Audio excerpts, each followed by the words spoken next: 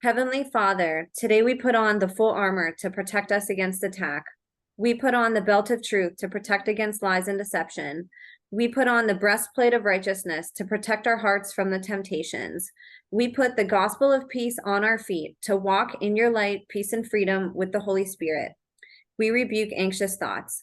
We take up your shield of faith for protection to block and destroy all the darts and threats thrown at us by the enemy. We put on the helmet of salvation to cover our minds and thoughts, reminding us that we are children of a mighty King.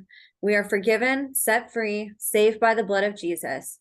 We take up the sword of the Spirit, your living word, that has the power to demolish strongholds and is sharper than any double-edged sword. We come to you, Lord, in prayer daily. In Jesus' mighty name we pray. Amen. Amen. What's up, you guys? Welcome to The Imagination. I'm your host, Emma, and this week I know you are all going to be just as excited as I am to have back on the show ritual abuse, human trafficking, and mind control survivor, mother, entrepreneur, tattoo cover-up extraordinaire, artist, gallery, and tattoo shop owner, upcoming podcast host of her own YouTube channel, and walking miracle, Carrie Olaje. Carrie was born into a multi-generational incest-based family from a young age and was sold into government and military-sanctioned mind control programs with the goal of making her a child assassin, sex slave, and ritual butcher, just to name a few of her jobs. Her abuse was perpetuated initially by her father, who then passed her on to other handlers who furthered her programming, trafficking, and abuse. If you missed her incredible testimony, it is a must watch. Her story had a tremendous impact on me, and I was so thrilled to see how many of you commented in length how her story impacted you personally. We prefaced Carrie's last interview with a trigger warning because one of the things she did, which we haven't done on the show very much, was going into graphic detail about specific rituals she was used in, along with showing artwork she created to further explain the rituals.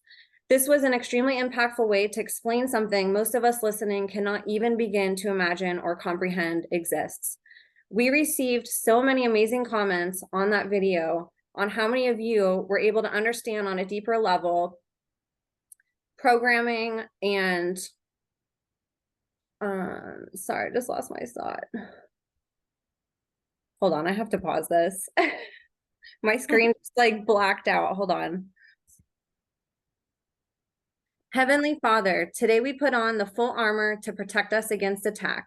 We put on the belt of truth to protect against lies and deception. We put on the breastplate of righteousness to protect our hearts from the temptations.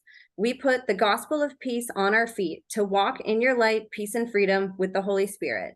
We rebuke anxious thoughts. We take up your shield of faith for protection to block and destroy all the darts and threats thrown at us by the enemy. We put on the helmet of salvation to cover our minds and thoughts, reminding us that we are children of a mighty King. We are forgiven, set free, saved by the blood of Jesus.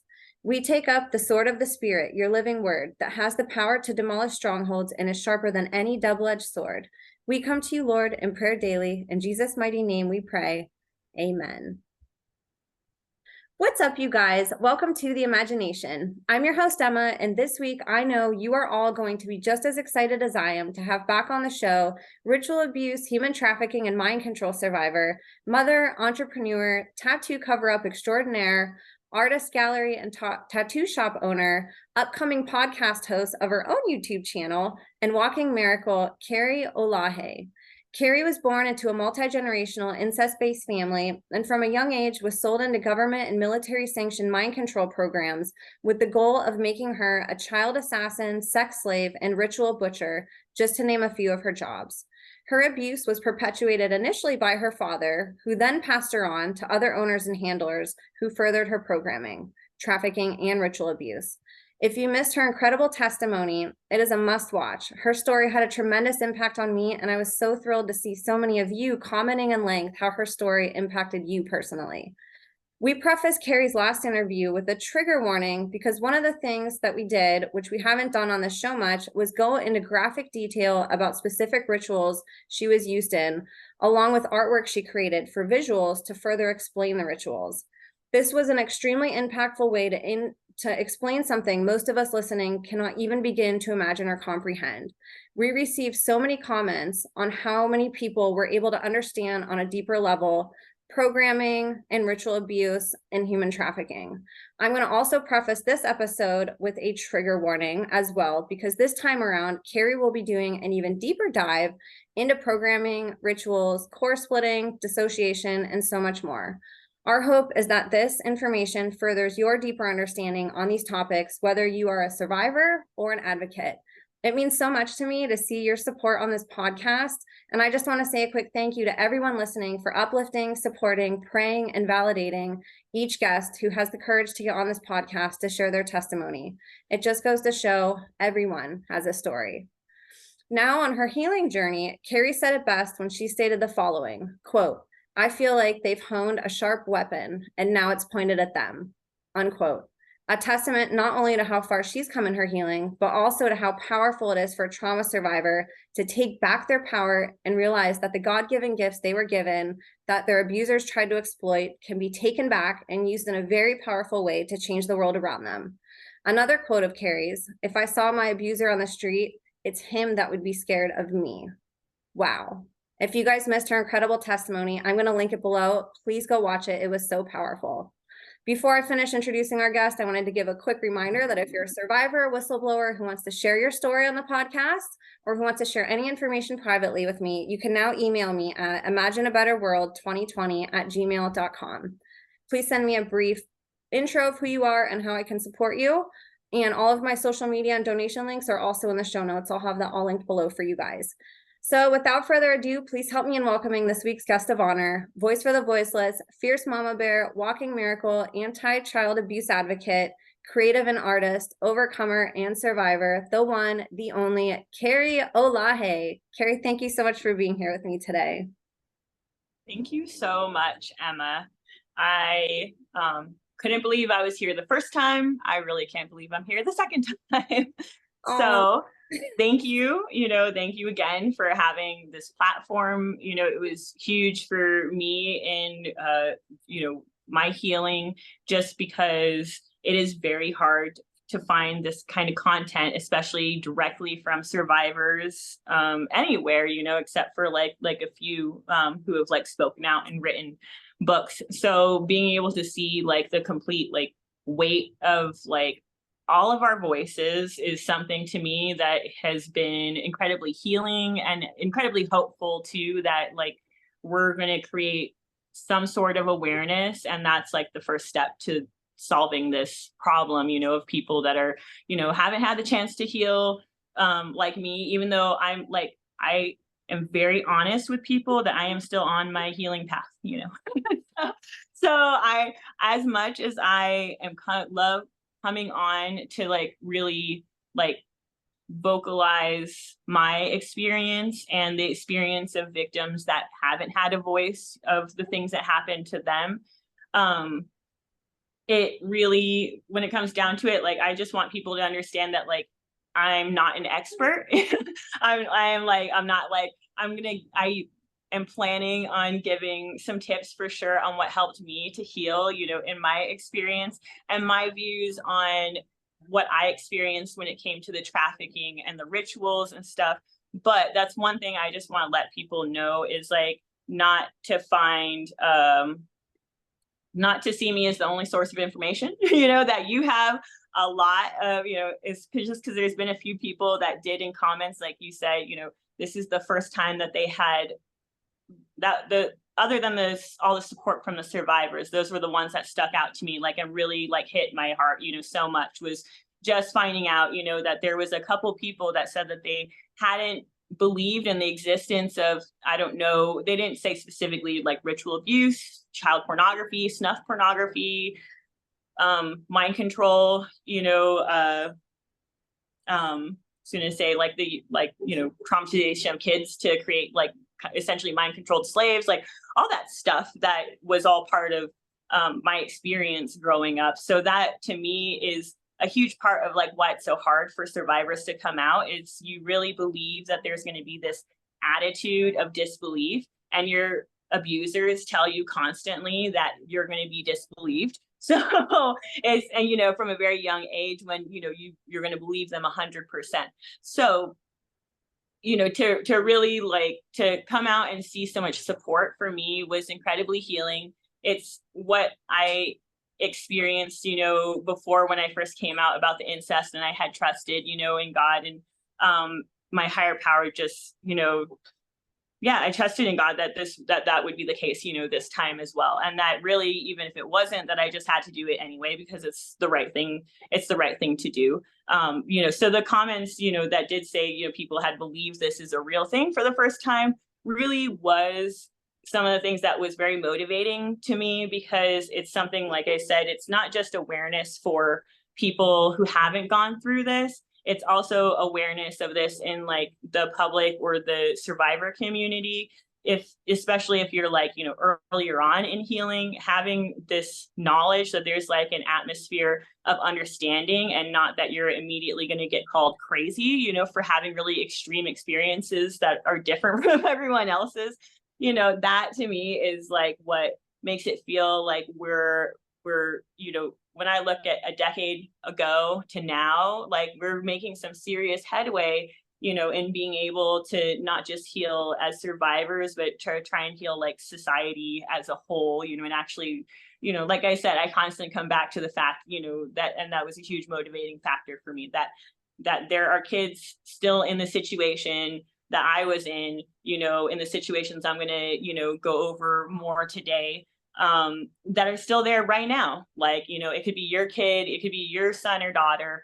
Basically, it could be, it could be anyone really. And to know that, they're not just going to be there for a week or something, it's not like a 2 or 3 or 5 year jail sentence. It's like, this is going to be like 18 years of their life, unless they run away sooner, like, or maybe longer, if you have the experience that me, that handlers continued to essentially pick me up, access me, in my training and stuff, and continue to abuse me even past, the time that I was like a consenting adult, but at that time, it really is, they're still calling up, a part of your mind to take over that is essentially still a child. It's still just like a traumatized child, and it's still just as easy to manipulate, so the memories that I have that are post 18 are the most difficult, for sure. Like, not necessarily for any other fact that it's like the hardest for me to like forgive myself for understanding, how, even knowing all the things that go into programming a kid to be, what they made me, as a child, and then later on as an adult, it's still very hard to still even like wrap my head around, because it's like, it's the worst shit you can imagine, and that is still some of the questions that we will address on, the later Q&A that we'll do about like the questions that people submitted to you, that I would love to elaborate on, and everything that, that's still one of the questions, is snuff porn real? And that's one thing I have to say is like a definitive yes, it is. Some people, in mind control situations, where you're really going to have to traumatize a child like very thoroughly, like there is, and there's a lot of use of drugs and stuff, there is circumstances where they're going to simulate stuff, like they're going to simulate killing, they're going to simulate injury, they're going to simulate a lot of different things that isn't real. Usually in my experience, if that's the case, it's like it's intentionally part of like the manipulation, because then like that person's suddenly going to be alive again or something like that, so it's there to essentially manipulate your perception of reality and question it as a kid. Or in my experience, just from I heard secondhand, of cults and stuff like that don't have the same level of power, to where they would be able to get away with like, accessing multiple children, or babies or animals for sacrifice, and then, being able to then dispose of the bodies. Like that's like a whole chain, big old chain of events, essentially, that has to take place. But, using drugs, you can definitely create simulation of things. So that people have, or so that kids especially, have the experience, LSD plus all the, all the props, basically, you could create definitely the experience where a kid would question, did I hurt someone? Did I kill something? Did I not? For sure. So, but that's not really what we're going to be talking about much today. So, that's for me, in my experience, that is still going to be a certain level of trauma that's going to have like a profound effect on a kid. So I'm really not minimizing that either, like really like, even just telling kids about horrible things and letting their own imaginations do the work, if like you're someone can really do the trick a lot of times. But when you have like circumstances like this, which is essentially you're trying to intentionally create not just a kid that's going to be abused by their own family, but it is going to be abused by multiple people, maybe used to blackmail people, or then later on like used in like more violent things. What you really need to happen is you need the real thing, basically. Like it has to be really founded on like the most extreme forms of child abuse ever, and that's one gap that I'm hoping that like my testimony will fill. That, to be honest, I'm not saying it's just me. There's plenty of survivors that have gone over basically the extremes of child abuse that occur. But it still feels like even with all those testimonies, that's still the gap that's in the community of people that are willing to look at this stuff and learn about it and everything. It still feels like that's where there's like this disconnect, is that there's still this like idea of dissociation and, Manchurian Candidate stuff and beta sex kind of stuff. It all has this very like Hollywood kind of appeal, like facade to it, basically, that makes it seem like, like that still I hear people say, it's something that, it could just, they could just pick up an adult and do it too. And it's like, yeah, even if that's the case, like where someone had no mind control experience, and was picked up as an adult and went through really extreme experienced Stockholm syndrome, and is now like, kind of has like a different part of themselves that thinks completely differently about the world and is going to behave that way. Like the person's ability to do that is going to be based off of how much they were abused as a child anyway, like that's, and whether or not, it was the organization doing the traumatization early on, or just like the kid's early life experiences, like that's going to be the degree to which someone, can get essentially, turned into a slave. So this still, to me, this like idea, like I've mentioned before with like Split, where it's like, they don't like, the idea that there's going to be really drastic changes, and that, in my experience, then we didn't go even a little bit into like the amount of trauma that would have to be experienced for someone to have like that like level of presenting like D.I.D, which is like insanely rare. When I want to explain to people what the difference is, especially for a DDNOS system where the intention is that we're going to be a little less detectable, both by our own system, but then also by outsiders, the, experience of a switch, or like if people wanted to see like a switch, like you could essentially look at like our bathroom break mark in the first testimony, basically. So most people will see that it was probably a little bit easier to listen to the second half of the interview, than the first half. Mannerisms are a little bit different, but the thing is, they're not going to be drastically different to most people, to where if I hadn't pointed out right now, like most people wouldn't notice. They'd just be like, oh, like you were a little more nervous in the first one, or the first half, using, my filler words like, or like a lot more, basically giggling a lot more. A lot of that stuff, it's like, there's like a very specific part that was like created to interface with the public by my abusers, essentially. And that's, it's going to be very dissociated from any negative emotions. Everything is going to be a joke. Typically a little bit younger presenting and a little bit ditzier. So there's going to be lots of likes and and all that stuff. But like I said, I'm still going to have a little bit of that now, because I'm on a podcast talking.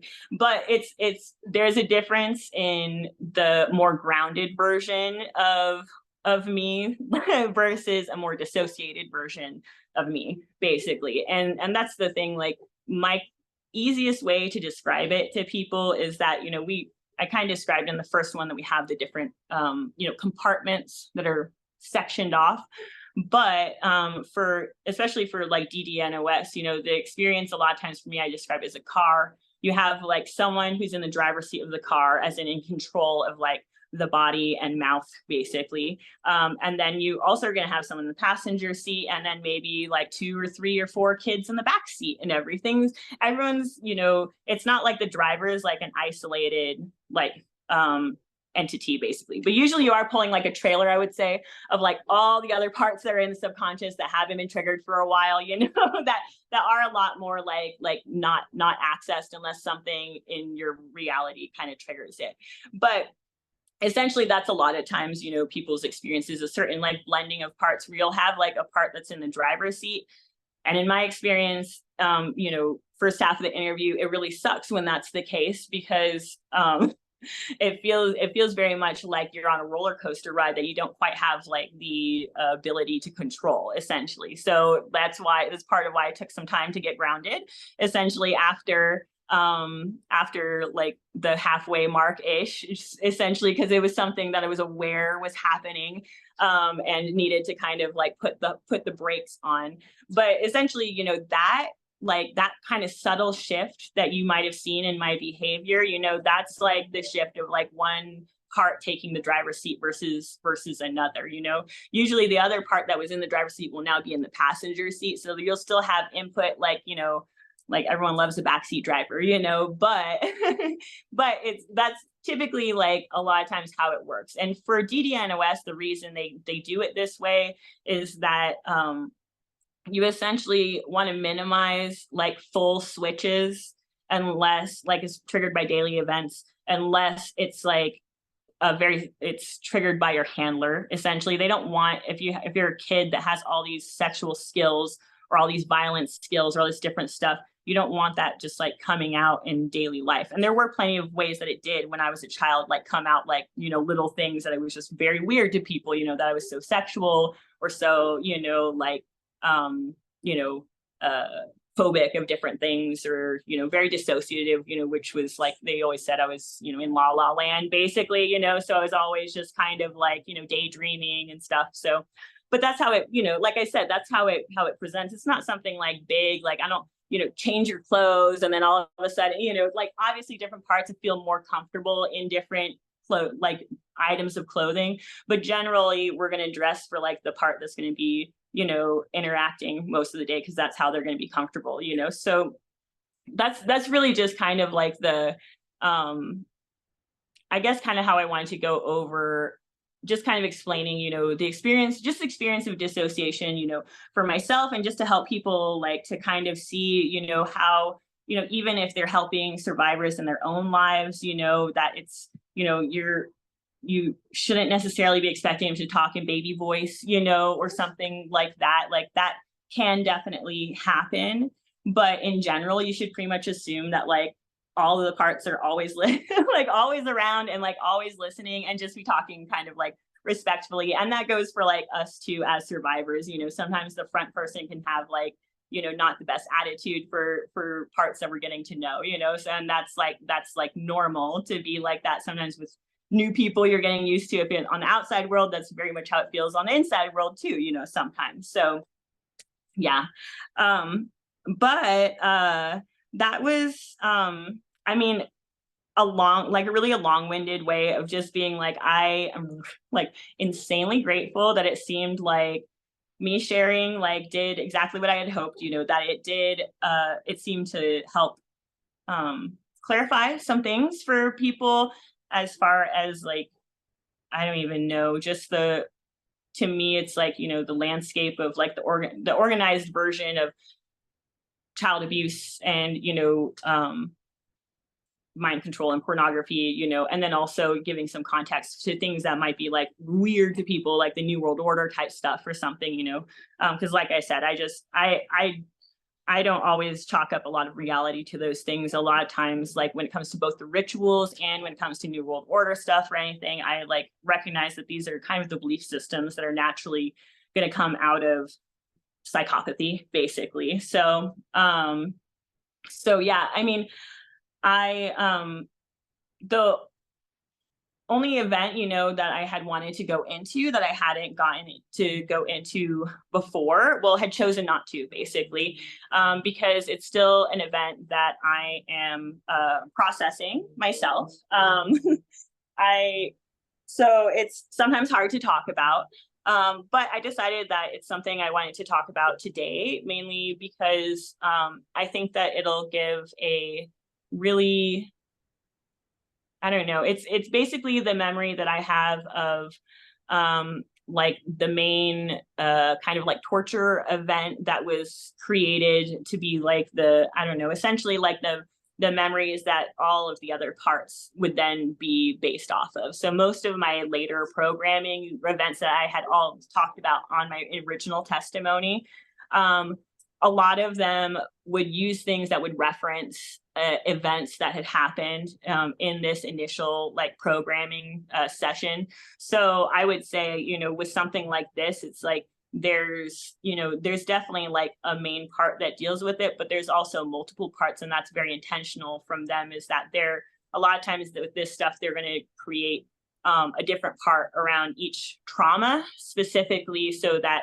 then you could re-trigger that part with the same trauma, and essentially, kind of keep working with it, essentially, with as far as training and I was going to say, or having it just, come out to do whatever the job was that the handler was interested in.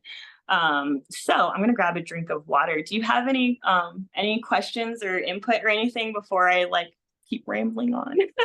I just wanted to say, I can understand how people got a lot out of what you said, because you really do have a gift for explaining things that are really hard in a very simple way. Just like that car analogy that you used, that even for me, like furthered my understanding of that, because I never heard it worded that way. So it's another tool that I can add to say, oh, that makes sense to me. Like I've sat in all those seats in a car, and I know like how I feel in relation. Like when you're the driver, you feel a certain way. When you're sitting passenger, like you almost have certain roles, like you're gonna tune the radio or turn the volume up, whatever it is.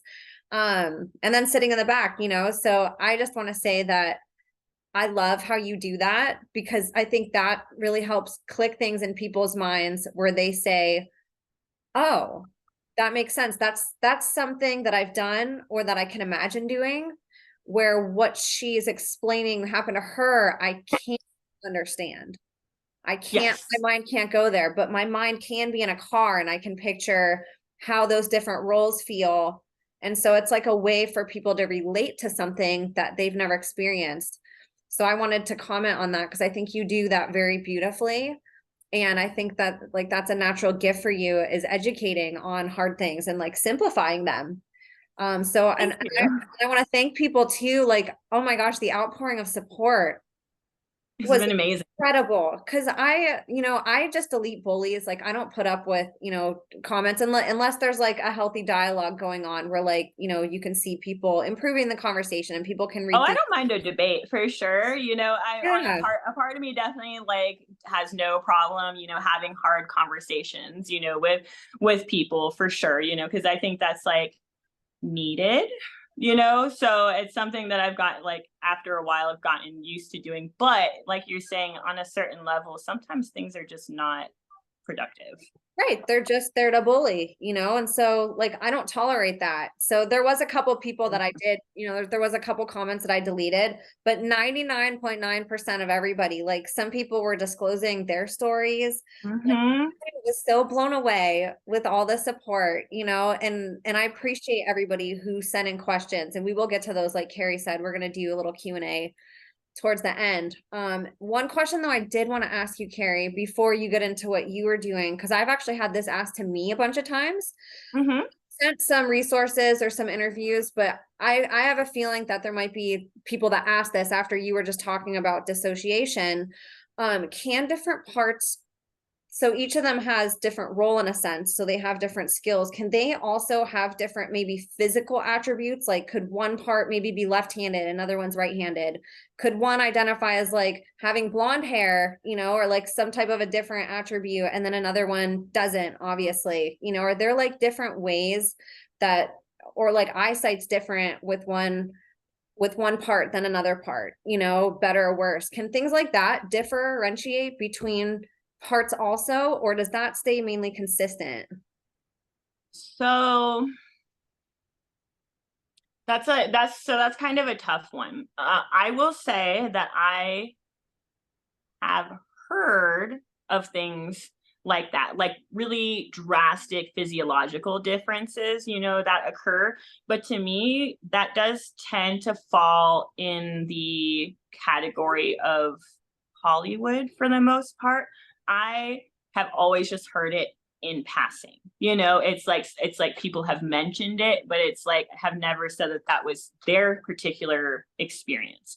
But when it comes to skills, for sure. So, you know, like, so that's like, you know, like you learn to ride a bike, you know, or you learn like, you know, like if you were a chef, you learn like a certain like chopping skills or different things like that, you know, like, so if you were to put the knife in the hand of someone, you know, and be like, chop these carrots like the same way of a knife as the chef, you know, like their hand could be anatomically the same as the chef's hand, but because there's no like knowledge, you know, there's no like mind body awareness on how to achieve the thing, there's been no practice or anything like that, you know, you're not going to get the same results, you know. So it's more, in my experience, it's more like that. Like, so like there's like parts that are really great at like maybe, you know, that were made to be like sex kitten type stuff. If you were to ask them to cook, like you're just gonna get someone really cranky and something really burned, you know. Versus like I opened a restaurant that like I, you know, had like and then closed it, you know, within a year because timing was wrong. Like I was pregnant and I was doing all these other things too. So, but you know, I closed that with like 5 stars and stuff like that. So it's like I know how to cook, I know how to make a recipe and stuff. But like I said, it's like, you know, it's very particular, you know, like what it's more that when one part switches in, it feels like what the body feels comfortable doing will be completely different, you know. So you could have, you know, a star athlete and then a total like, you know, artist book nerd, you know, but they're actually in the same body, you know, and it's more about how they use the body than the body physically changing, you know. So I think that's like the main way that, at least for me, like, you know, dealing with like the more soldier type memories and everything, like that was one way that for me was very validating, but also very, you know, just trippy, basically really like freaky to be like, you know, like I don't know how to hurt someone, you know, but then when you're dealing with these flashbacks coming up and you're dealing with that part, you know, like that part has a lot of training that I like wasn't aware of as like the front person until I started dealing with all the flashbacks around it, essentially.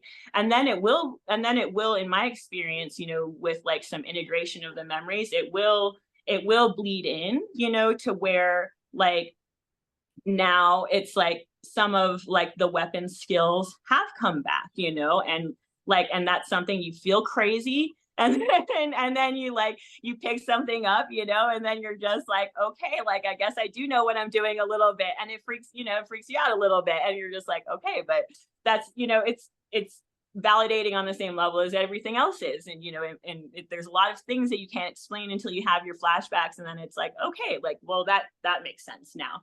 So for me, like I right now, like, you know, in this, you know, setting and everything, like knowing how to like, you know, how to fight someone with a knife, like not going to happen. But like if someone were to run in at me, you know, trying to fuck me up, like, and the adrenaline kicks in, like that's for sure going to happen, you know, like as far as, because, and that has even in my experience been some of my experience essentially, like when I was in a dog fight, basically, you know, and that I think I might have mentioned it last time, you know, but it was a triggering event in just like in recent years, you know. I think it happened maybe like 3-4 years ago. But it was, you know, a dog that I was essentially, my dog, you know, that was attacking another one of my dogs. And during the, you know, during the fight, you know, it really was like the internal battle, essentially. You know, I'm still upset dealing with the situation, but you are typically still having like, you know, a very like insanely, regardless of how like traumatic whatever is going on out here, it's like the conversation usually is very like rational, basically. So essentially, you know, my, you know, like main part of myself, essentially, who's trying to get one dog off of another dog, who's trying to find a non-lethal way to do this, because I love both of these dogs that are in the fight, you know. But the part of me that had been trained essentially to handle a knife and had been, you know, around like vicious dogs, you know, or trained to be a vicious wolf or stuff like that, you know, like when they see the same situation, they're like, this is a threat, we need to neutralize it. So it was like, it, you know, it, despite, you know, wrestling on the ground, and I had to get stitches, like 10 stitches across my finger, because like right in the very beginning I had like tried to pry her off, and obviously that was a bad idea. I got like, you know, my finger sliced open, you know. But like I said, I like it's kind of sucks. Like I go into like, you know, into take care of business, like robot mode, like when it comes to like high adrenaline situations, basically. So in that situation, that part of me was like, let's just go in, grab a butcher knife, and we'll just end it, you know, like just grab one of the knives from the kitchen, you know. It's like, and it was like the whole time I was trying to deal with the dog fight, but then I was also dealing with this internal battle, you know, of a part of me that really just wanted to, you know, to essentially grab the knife and use it how we essentially had been taught to use it. You know, at that time, it was before I had most of my ritual abuse memories come back. So it was like a time when I still had a lot of like gaps in my life.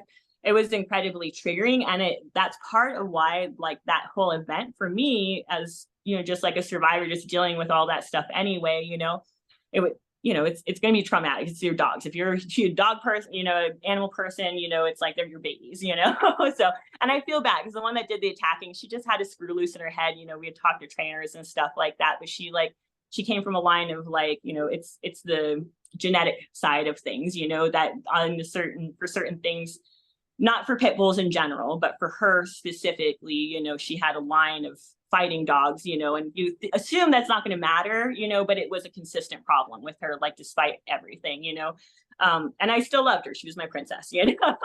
But, you know, so that's just an example, you know, of, you know, how same body, you know, you're going to have completely different ways that they want to handle the situation, and completely different like skills, you know, too. Because it's like the part of me that was in charge and handling this situation was trying to hold back, you know, the more like psychopathic feeling part, you know, like that part of me, like they don't have any understanding of each other's skills. They don't have any each other's emotions or anything. So for me, you know, it's like a lot of people that have the experience of like persecutor parts, you know, or like they call them in D.I.D, or like, you know, parts that are modeled after abusers or seem like they're demonic or psychopathic or something.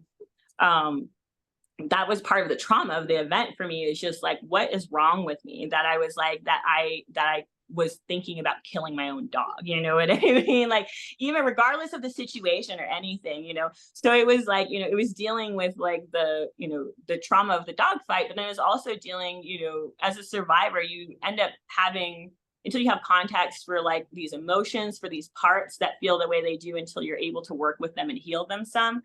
It's really hard because you don't have context for stuff, and it just ends up feeling like it becomes really easy to believe the things that the abusers have told you, which is that you're evil, that deep down you're just like them, you know, that basically that there's, you know, that you're you're just a piece of shit and a killer, and that's essentially what I had lived with my whole life, and having no context for it. Most people see me as I've always been a very sweet, hippie artist, bookworm kind of girl, very academically focused and stuff like that. So, the thought, my, main self in life of ever hurting anyone or anything is completely foreign,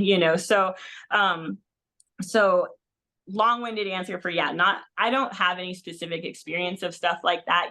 Most of the time, like if when you're saying, they'll definitely be identifying as different things though internally. So, and that'll have like a lot to do with what it'll feel like the physical characteristics are of the body, so if like it's a sex part, I'm going to feel a lot more confident essentially in my body, versus if it's like, a part that's like that was there to deal with trauma, or is a more like masculine or male part, if that part comes out, they're not going to feel super comfortable in like this little female body, and even like the sex parts when I was pregnant, like, oh my God, like that was hard not to have like to get like really contextualized for them, like the pregnancy thing, and couple of the parts like were like especially when it came to like the more front persona, one that's usually interacting with the public, that's the one that always had issues with like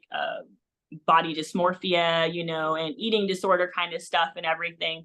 So like for her to see like, to look in the mirror and see like a pregnant body was really hard, and but it was also really healing, because it was an opportunity to then work with like that part of myself, and really recognize like, why do we have these unrealistic expectations, and like it's a different kind of beauty and everything, and it was really healing. That's one thing that I really push people to looking at the hard stuff in their life and looking at the things that they haven't wanted to work on and heal, is because as it kind of feels worse until it gets better, for sure. But like when it gets better, it's so much better. You have like, for me to like be able to like walk around in a bathing suit, like the first time, like it was like maybe like 3-4 years into therapy, and it was like a water park. I was walking around in a bathing suit, and it was like the first time I hadn't like thought about how much my thighs were jiggling or something, and it was just like, wow, like this is so nice to just feel like comfortable in my own body, and not feeling like, like there was all these anxieties and dialogues going on, and just like it was just crazy, and it wasn't something I had expected to happen.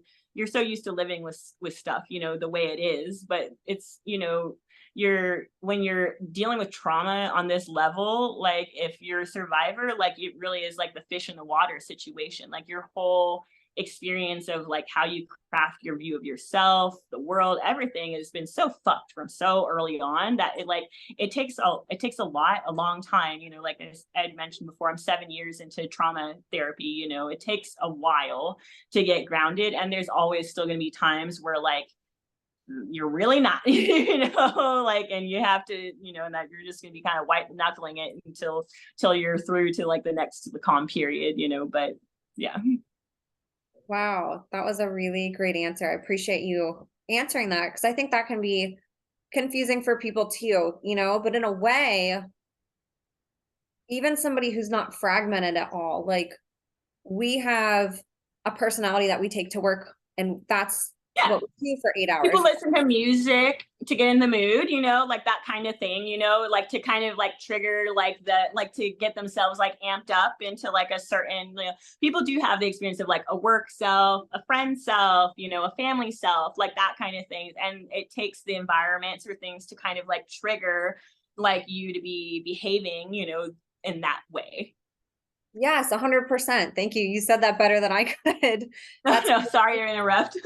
No, that was perfect. Thank you for explaining that, because I was trying to wrap my brain around it, but I was thinking, gosh, like I have, there's things that I can't say or do like out at work or around certain people, but like if I'm just chilling at home and there's nobody around, like I'll be more open and more myself. And, Yes. We all have like these different personas in a sense that we, like you said, adapt to with our environment. So I think if people can internalize that about just themselves, and then try to put it in the context of like maybe just not being as conscious of it, or having it be a little just a different dynamic of, of switching that, it's really not that hard to think about it being something that we can internalize and conceptualize. Like, I think the way that you broke that down, it can help other people understand how it's possible that that can happen. If they're like, that sounds too crazy, like, there's no way that our brains and our bodies can do that. Well, yeah, they can, and you did a really great job breaking that down. So I appreciate it. Well, and it's like, take that and then add like a blackout drunk. Like, if people have had experience with that, that's pretty much, like what you're going to have like with dissociation, is that there's also going to be like a chemical and physical thing going on in here, because of like, that's PTSD, it's like, it's different than a normal experience. It's not just a normal work day or normal family day. It's the splitting, like, for it to happen, it requires something that's like so traumatic, basically, that it really does require, your brain to be like, okay, if I'm still going to be able to have, a self that interacts with family, interacts with school, interacts with like mom and dad, even though dad is nice sometimes and other times like horrible, that's why it's like, your brain essentially creates the blackout drunk, like during that, that moment of intense trauma, to be like, oh shit, this is something that like, that you're not going to be able to like mentally like live with, be able to remember, like spiritually, emotionally, like physically, because a lot of times we dissociate pain, so that was one thing that I missed, in that answer, is definitely different parts in my experience have different pain, so like, that's a lot of times how I'll know like what parts are like triggered. They have a lot of body memories, so you'll deal with, a lot of survivors have things like that they consider like more fibromyalgia or different stuff like that. But a lot of stuff I really think is, especially if you're a ritual abuse memory, a lot of it, I think like joint pain or different stuff like that is going to be like just the body memories of being raped or being like tied up, a lot of times like at like joints or stuff like that. So in my experience, like almost all my physical like pain, like health issues that I've had, like have all been for the most part like psychologically triggered, by different parts essentially. And a lot of that too is very intentional by the abusers to essentially like create like physical, like really painful physical and emotional barriers to accessing those emotions. They kind of have these they're trying to build into the system kind of like these backup systems, to where they're going to be using your own body, your own brain, your psychology, a lot of things against you, and they know that in a trauma memory, like you'll essentially be able to call back up a feeling of being tortured, essentially, and that's like, and then that's like what they'll intentionally program in you to anytime your mind starts wandering into, making a connection to something it's not supposed to, that's supposed to stay isolated in a way and in your subconscious, unless they want to have access to it, then you'll start experiencing, a lot of like physical symptoms. So like sometimes, people will have the experience of having a headache and then it suddenly going away, like as like the part switches, or different pain sensations, energy levels, like all that stuff, is like, it can be really drastic, like one moment to the next when like a switch happens, because like all of that is linked to the thing. But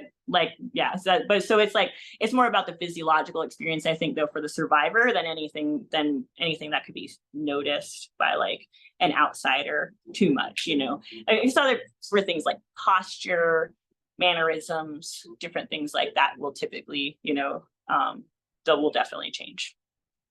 Thank you so much. Like I said, you just have such a gift for explaining these hard things, and I'm sure people that are listening are like, just having these light bulbs come up in their heads.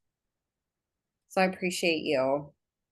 Thank you. Well, thank you. I mean, that's like where, like I said, the fish in the water situation, that's why I really appreciated you taking the questions from people.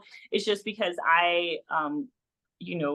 it's my whole life. It's really big. It has so many different facets to it, and understanding where it is I could fill in some gaps for people that's actually helpful, or like where I'm maybe not being as, explicit, because, you just it's hard to explain your own experience, in general. So, but yeah, so thank you.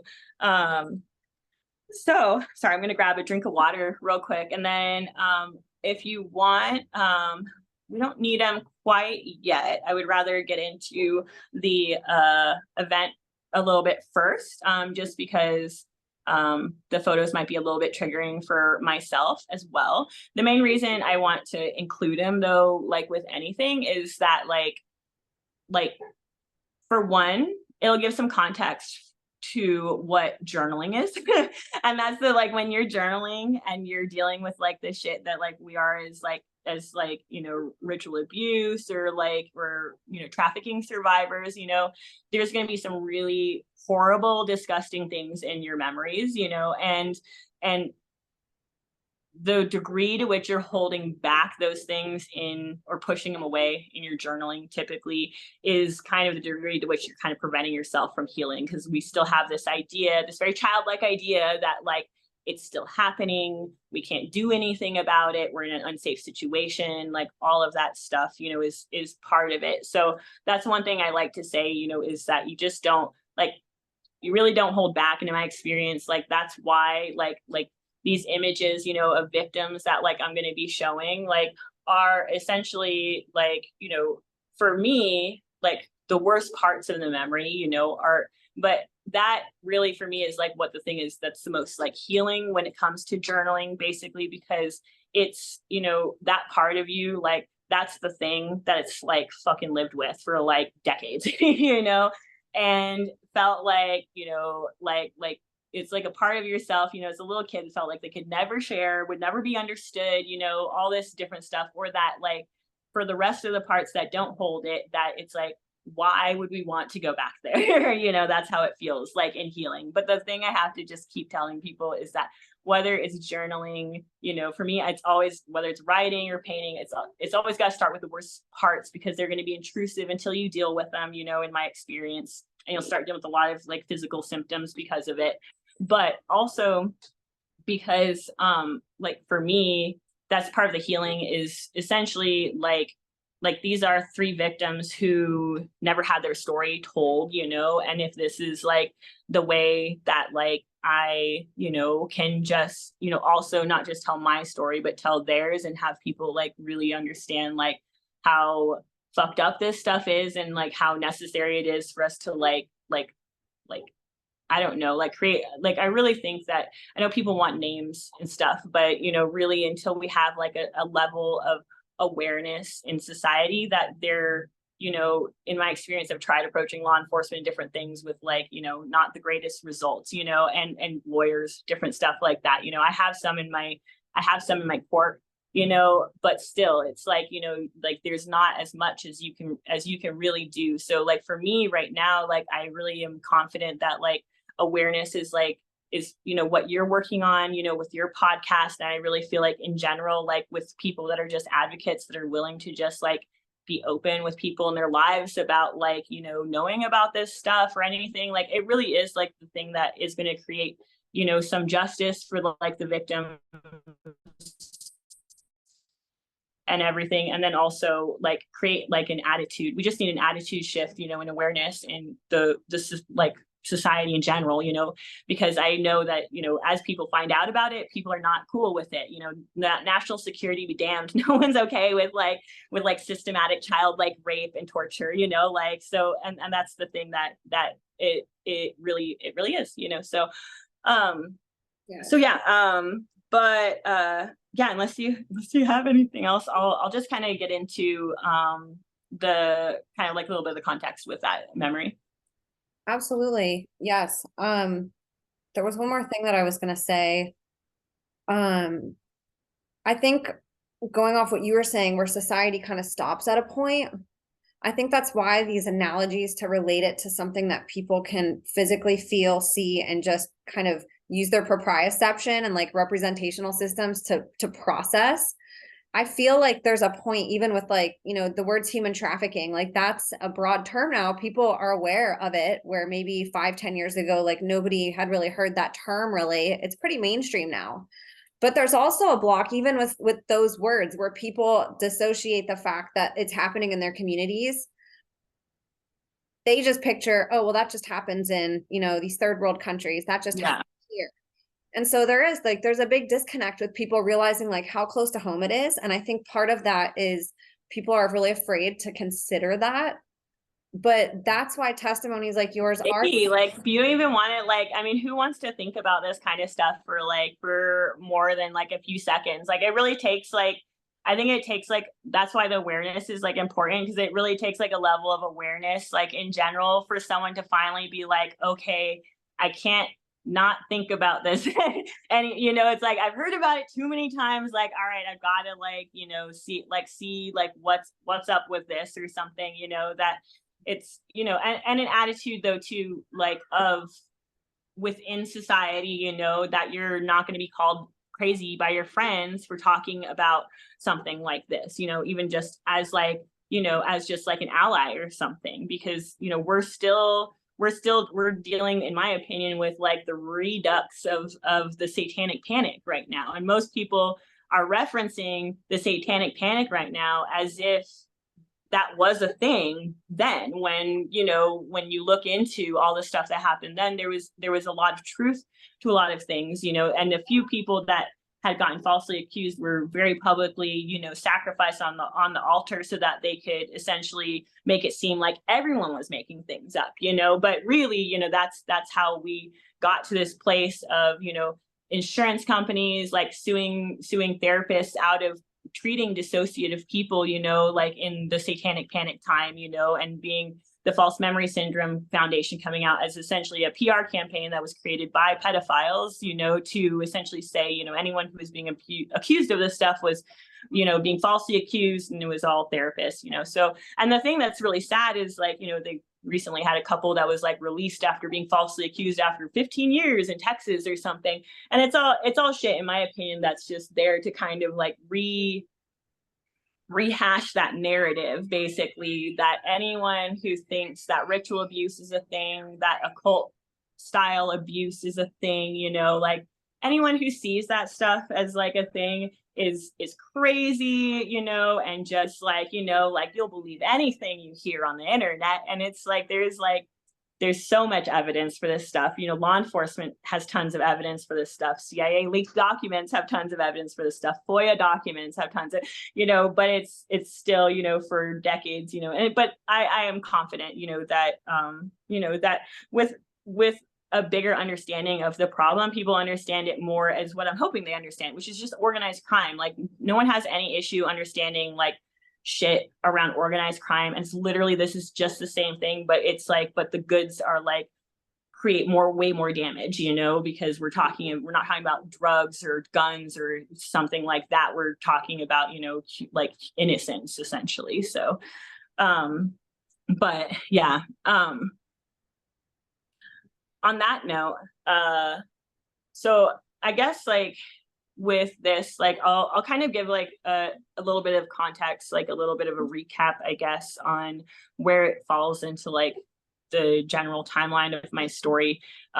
If you hadn't watched my first testimony, I would recommend it. It's way too long, but there's a lot of stuff that I went through, and that's even, that's the tiniest little like, that's tiniest little snippet of it, that I could give to give like a good view of like what kind of like what the different abuses I went through really entailed throughout my life, and everything. But an event that I hadn't talked much about, I had mentioned, was like the core splitting event. And this is something that, everything's gonna, all of my programming kind of like references back to, basically.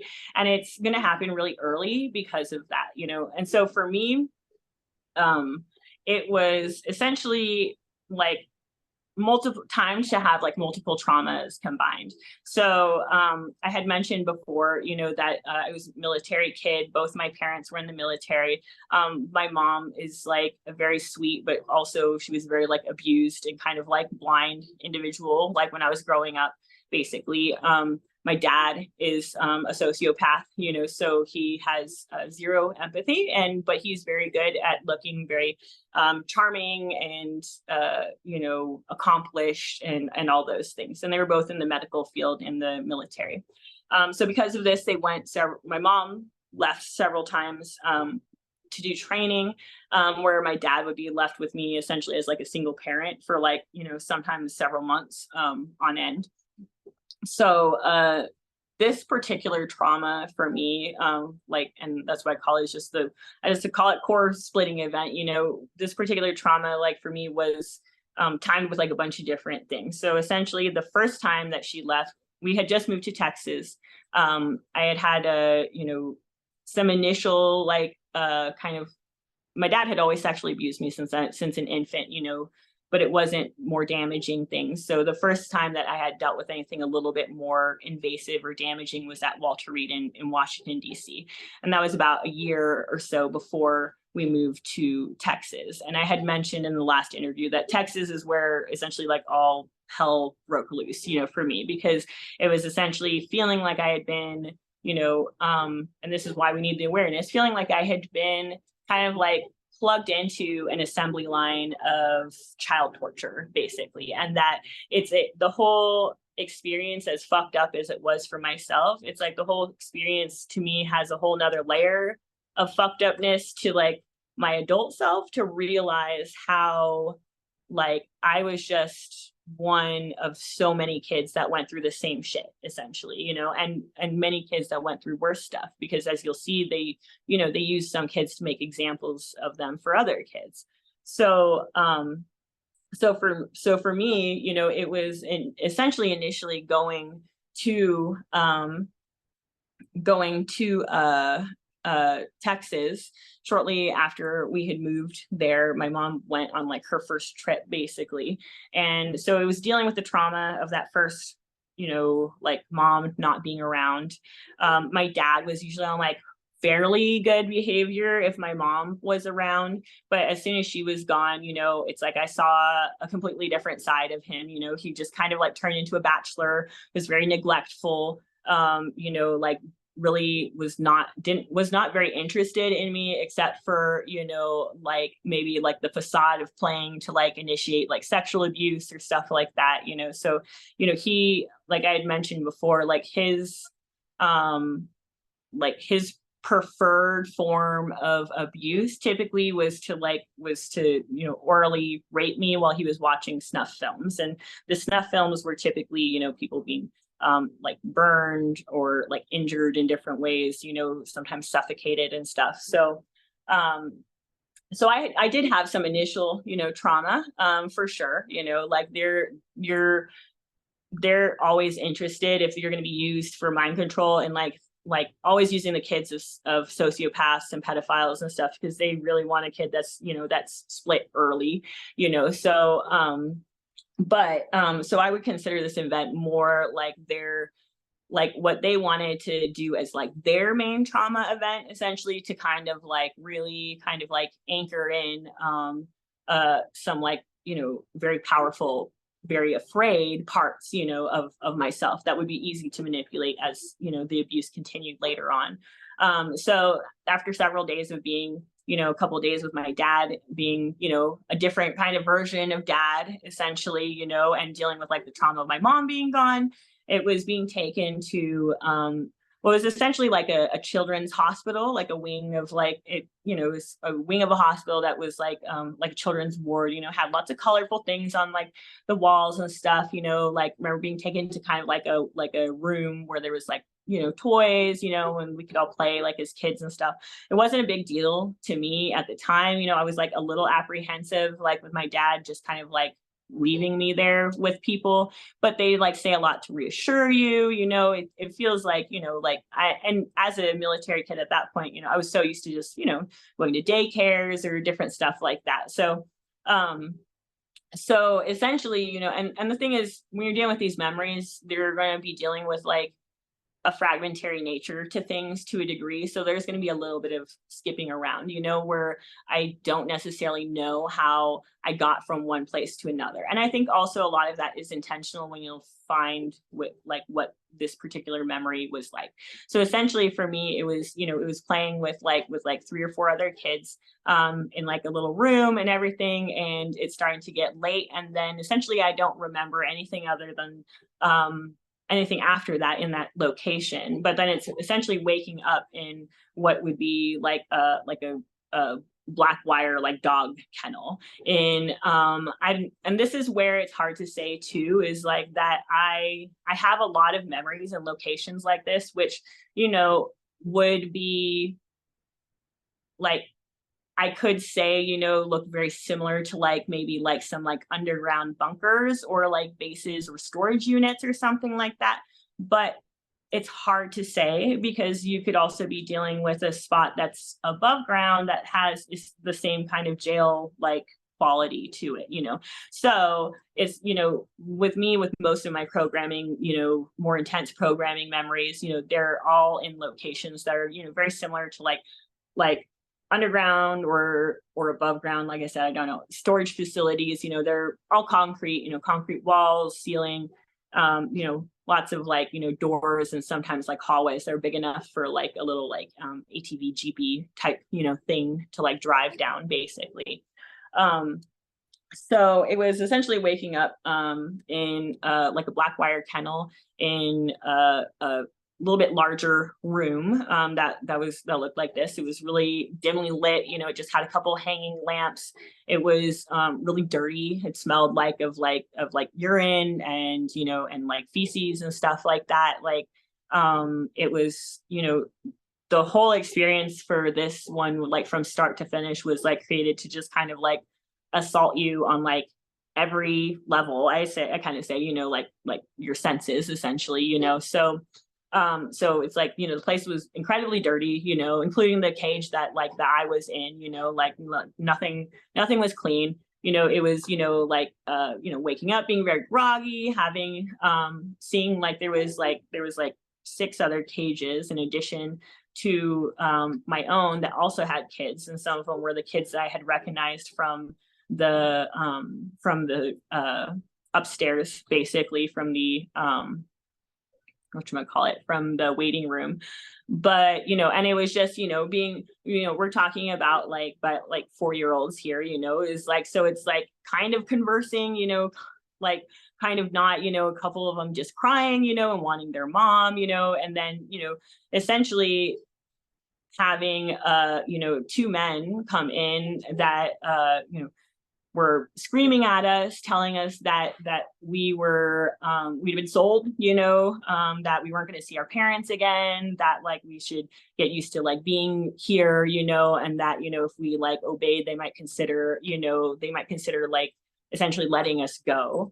And they like you try and do like a little bit of like pleading, but you're pretty much told to shut up, and everyone's like going to do that. We're talking about small children here, everyone was scared shitless.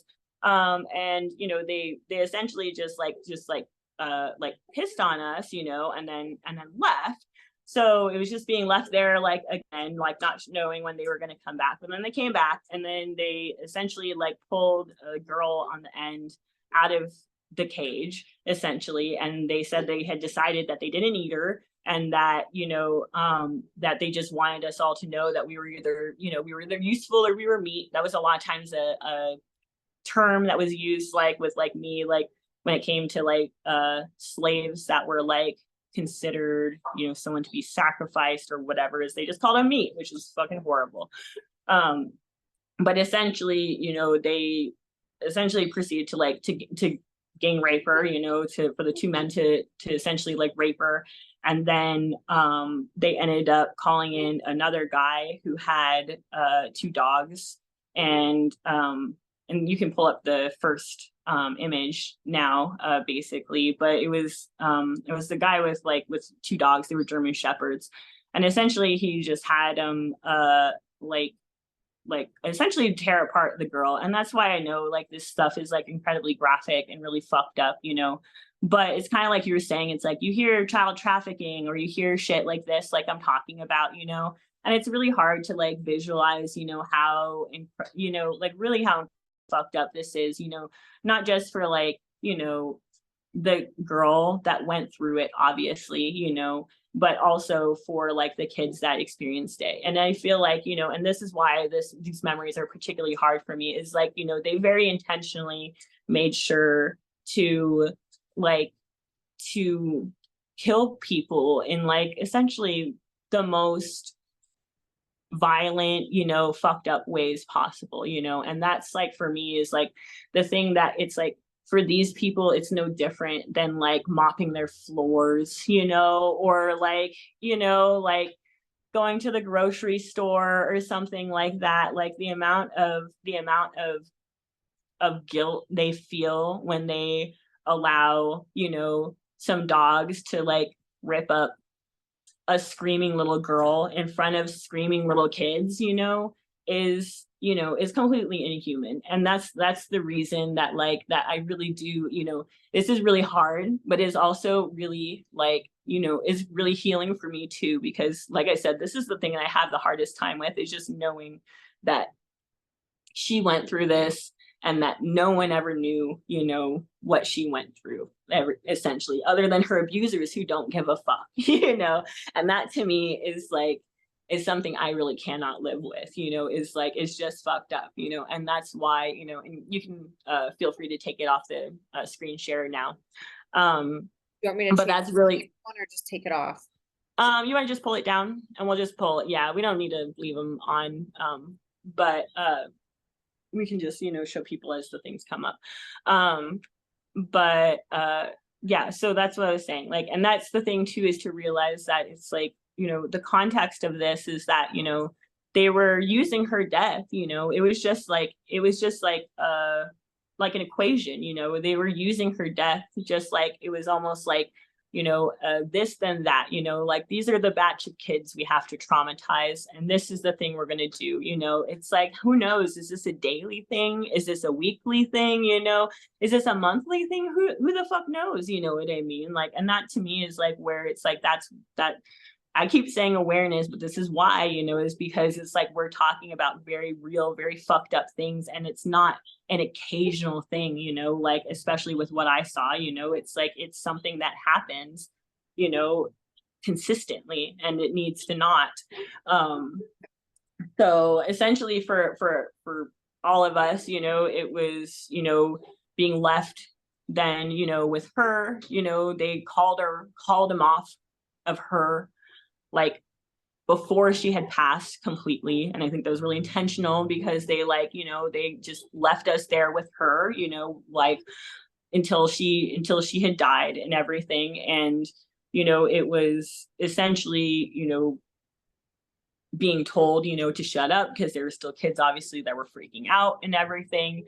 And then, you know, like everyone does because you're afraid, you know, and essentially like they came in and pulled essentially asked us, they told us if we would eat some of her that we could go, basically. And none of us, like all of us were just like couldn't even like, you know, I can't speak for the other kids, you know, but me it's like I felt like it couldn't even like understand the question, you know what I mean, the question, you know. So it was just like there was no volunteers, you know, except for one kid on the end essentially who like and I think too, like looking back on it, it's like this could even be like a plan, you know, because they're trying to, like, that was my experience. A lot of times they would have kids that had gone through abuse that they would mix in with kids that hadn't to kind of role model, you know, the behavior that they're looking for, you know. So this kid, you know, said he would do it, you know, like went over and like, you know, and like and this is why I think he was a plant, you know. It's like it wasn't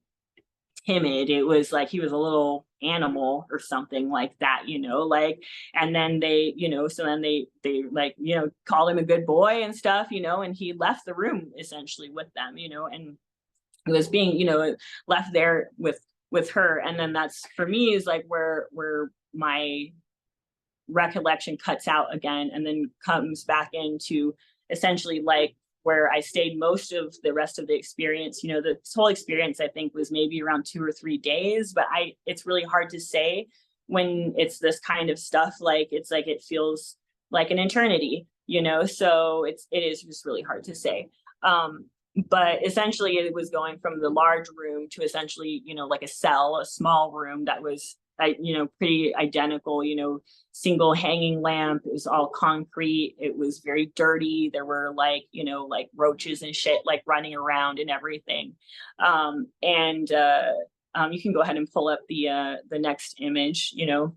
So, and then essentially this one, like this was probably like I mean, all the parts are like rough, you know, but this is probably like the roughest part of the memory for me, just because it really was just essentially being, I had been placed in a room in this, you know, this cell with another cage that was identical to my own, that was essentially had like a little rotting corpse in it. You know, it was a little dead kid. And they looked really emaciated, you know, like they had like they had starved to death, basically. You know, it was a little African American child. And it was just, you know, the smell of like rotting flesh in the room was overwhelming. And it was just dealing with like, you know, I've always been a very empathetic person, you know, so it's, you're dealing with all like the fear, you know, of yourself being in that position, you know, of being essentially like left in this cage in a room to die, you know. And that's just kind of what's constantly going on in your head, is like that fear. But then also you're going to have a lot of empathy, you know, because it was just feeling sad knowing that that had happened, you know, to that kid, you know.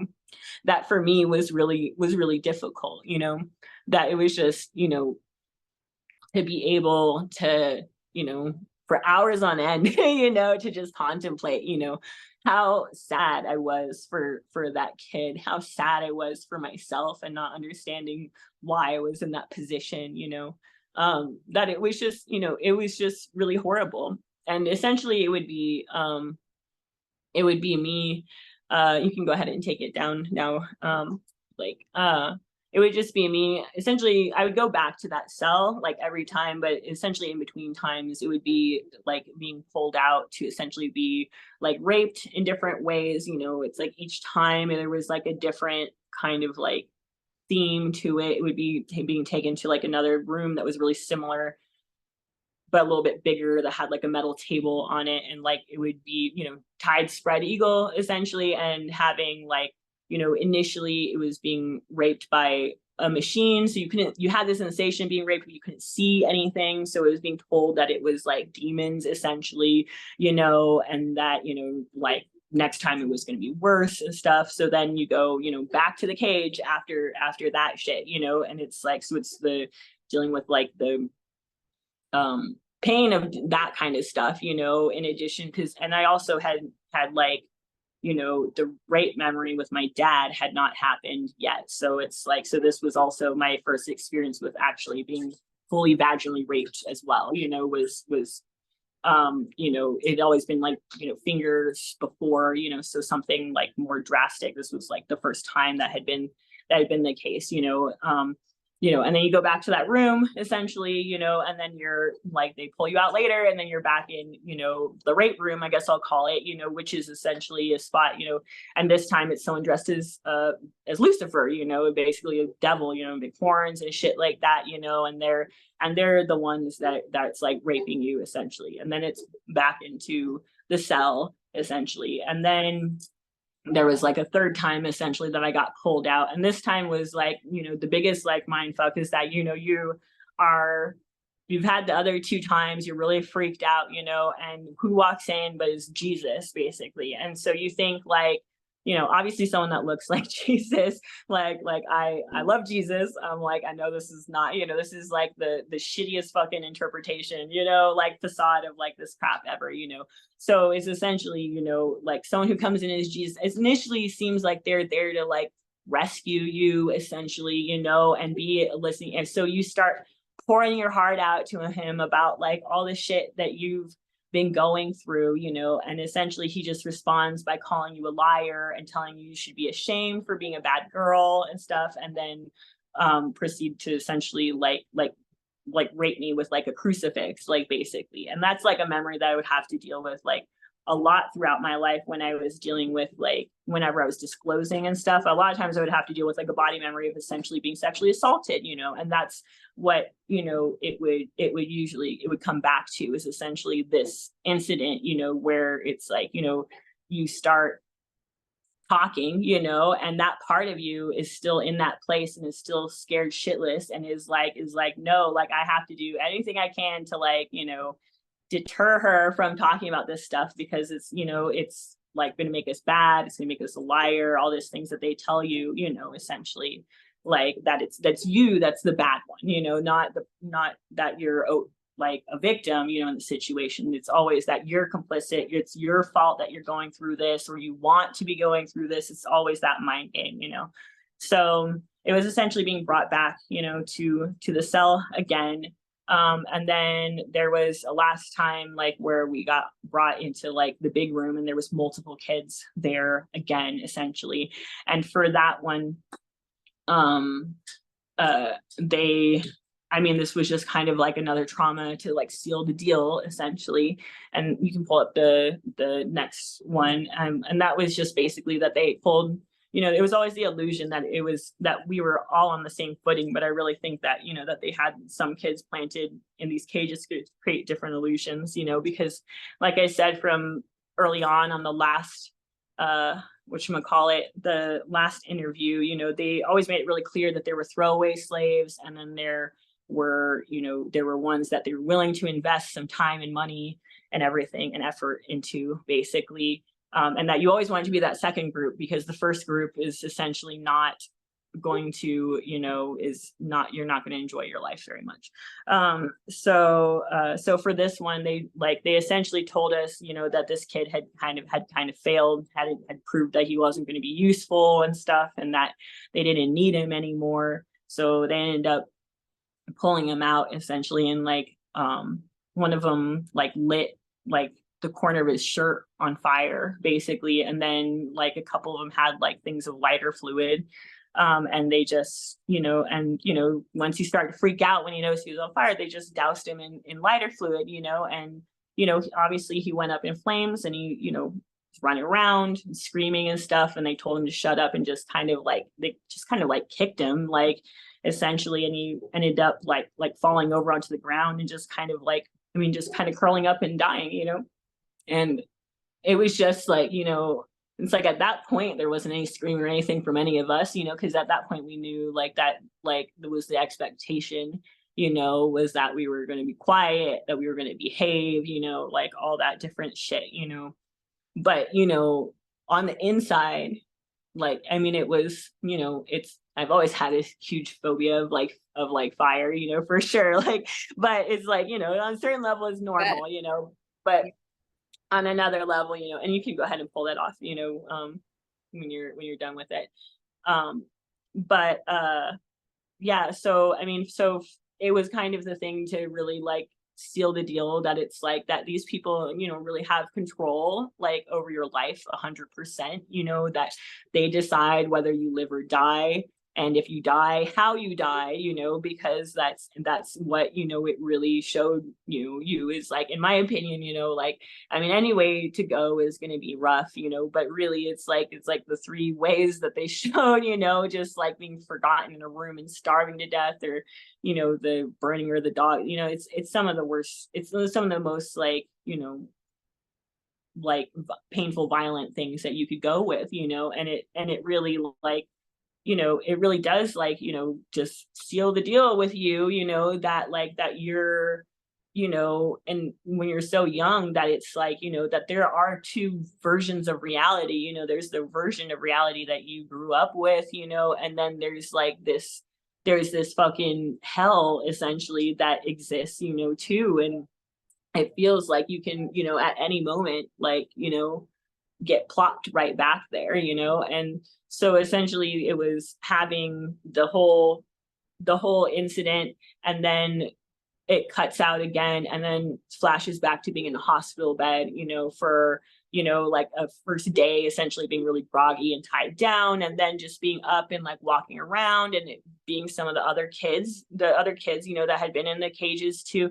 But it's like, but now it's like back to the pediatrician ward where it's like everyone is super, like all the nurses and everyone super sweet and very, you know, it's the love bombing kind of stuff, you know, where it's like your reality just went from being like, I'm gonna like, you know, die in this hellhole, to now you're in like a place that's like immaculately clean, and like all the people are very nice and very attentive to your needs. And I mean, a lot of it too is, I'm sure, just because they're just really trying to like watch and see if they can elicit any, like, you know, if they're trying to see the at the level of dissociation, I'm sure, you know, from all that kind of stuff, because it's like, you know, they want to know, you know, that you're going to leave there and essentially not, you know, not talk about what just happened and everything, but and that, you know, that you are the level of dissociative that they're interested in. You know, if like if you're going to come out and start talking about that shit right away, then that's not someone they're going to program, you know, because the only people they program are people that can keep secrets, you know. So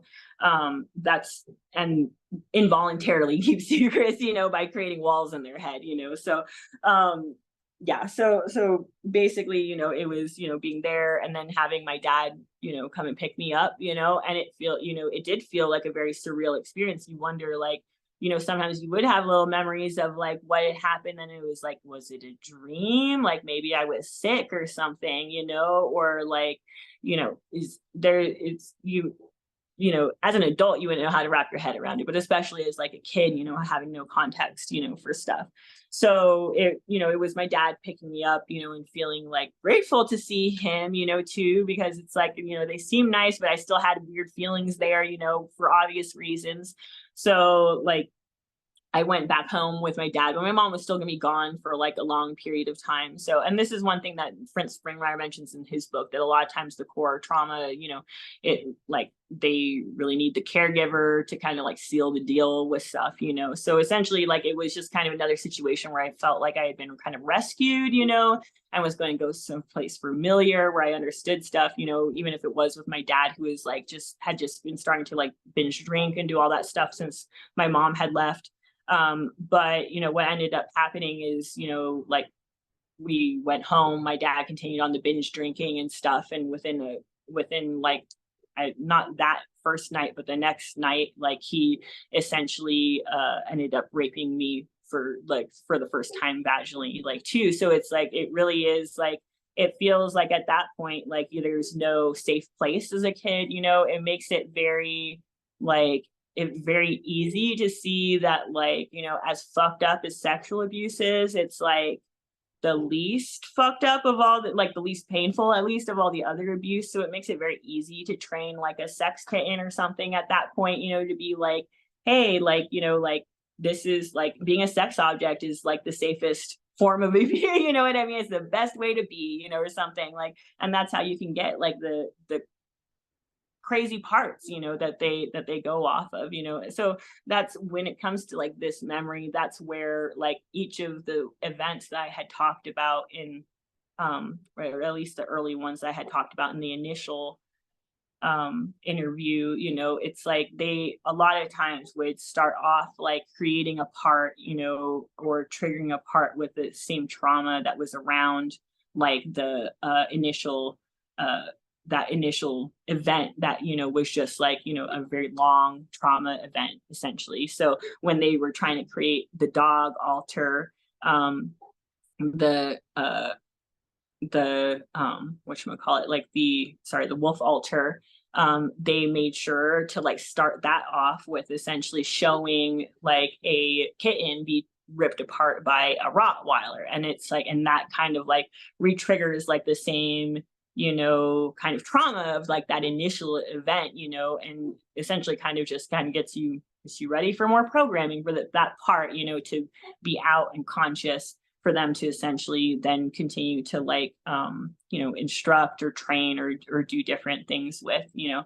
So with that one, you know, it really was about then them getting me to kill a kitten. So that, like I had mentioned, so that was, you know, the steps that they take, you know, to essentially, you know, take a kid that would not be violent even a little bit, you know. But it's like when you have all this stuff of this initial memory, like in your subconscious, in the back of your mind, on a certain level, like the resistance from the parts of you that don't want to do that is only going to go so far, because there's a lived experience of other parts of this insane stuff, you know, that really you can't talk out of, you know, like the kitten's life over yours, you know. At that point, like that part is, you know, is 100% survival, you know. So, and they're like, they don't see things, you know. It's easy to start creating a psychopathic or wolf-like alter, you know, out of something like a part of you that's already decided that there's, you know, there's no hope in the world and no use being a little girl or anything like that, you know. So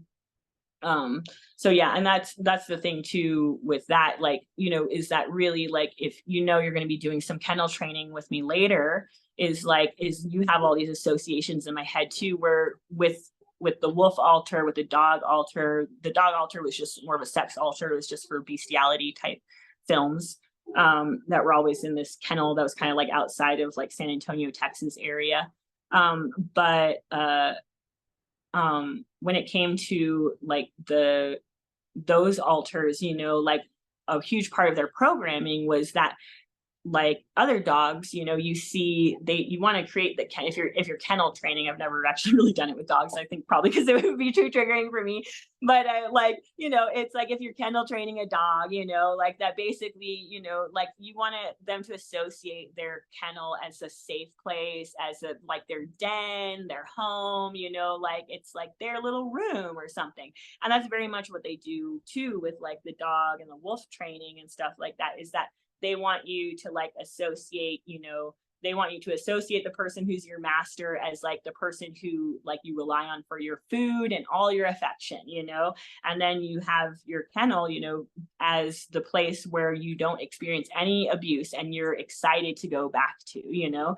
And for me, like it's like it would be easy to see like how that, you know, could be implanted in that kid, especially when you were comparing the two cages to each other, you know, because there was one cage that's in just like the hospital, an immaculately clean place. It's stainless steel. It's like all shiny. There's no bad smells, you know, there's a nice blanket in there. Like there's all this stuff, you know, and then subconsciously you're also remembering that the cage could be a very different kind of cage, you know, one that's like covered in fucking shit and roaches and stuff, you know, and like, and in a very horrible setting, you know, with a lot of unknowns, you know. When you have that, you know, and then you create this like dog or like wolf altar, you know, that then did like the violent stuff, you know, for them it's very like, you know, it's like, well, you know, this is like heaven, you know.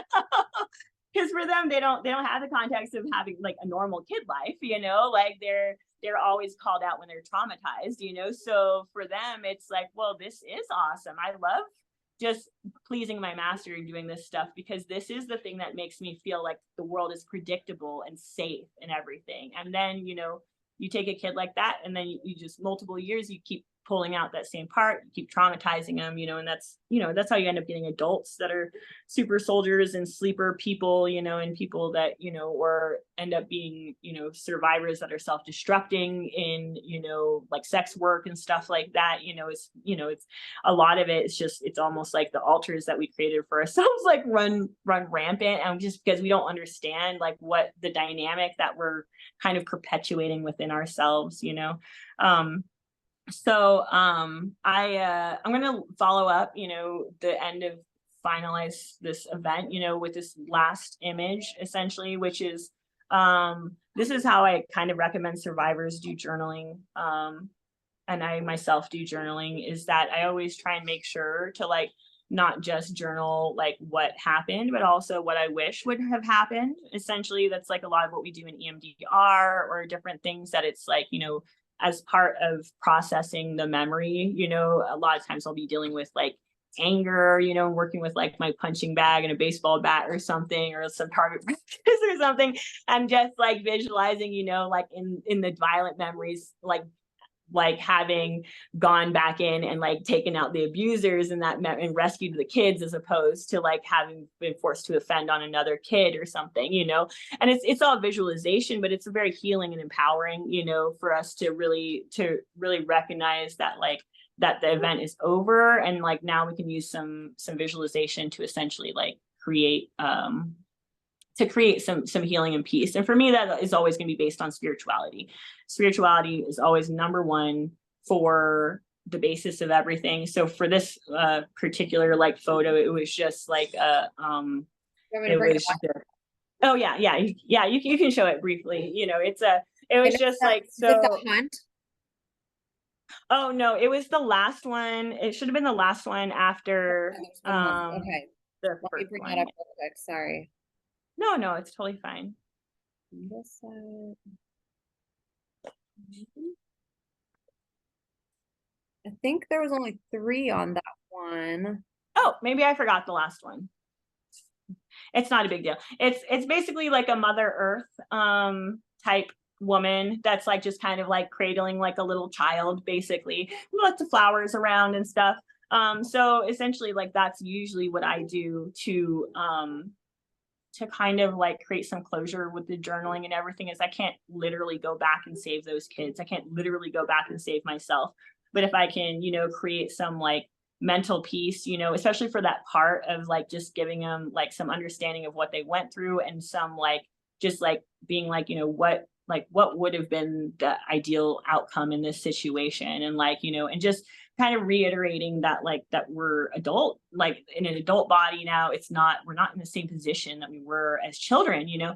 And that for me is like is the biggest part, you know. Even for this kind of stuff, I constantly come back to, and people say, you know, freaks you out, of course, and people say, you know, like, you're so brave, it's so risky and all this shit, you know. Like, yes, it is. Like, I mean, my whole life, like the shit I went through was like really fucking risky. But at this point, it feels like more risky to be quiet about stuff because I'm healing anyway than to not, you know. Because, you know, if at this point, you know, if some extreme level of harassment comes, like I'm going to have a lot of people that are aware of why, you know. And that did serve me well the first time I came out about the incest, you know, just with my dad and uncle, you know, was because they, you know, they did. I wouldn't be surprised if the 2 comments or a few comments that you deleted were from my family, because that's the thing. That's what I've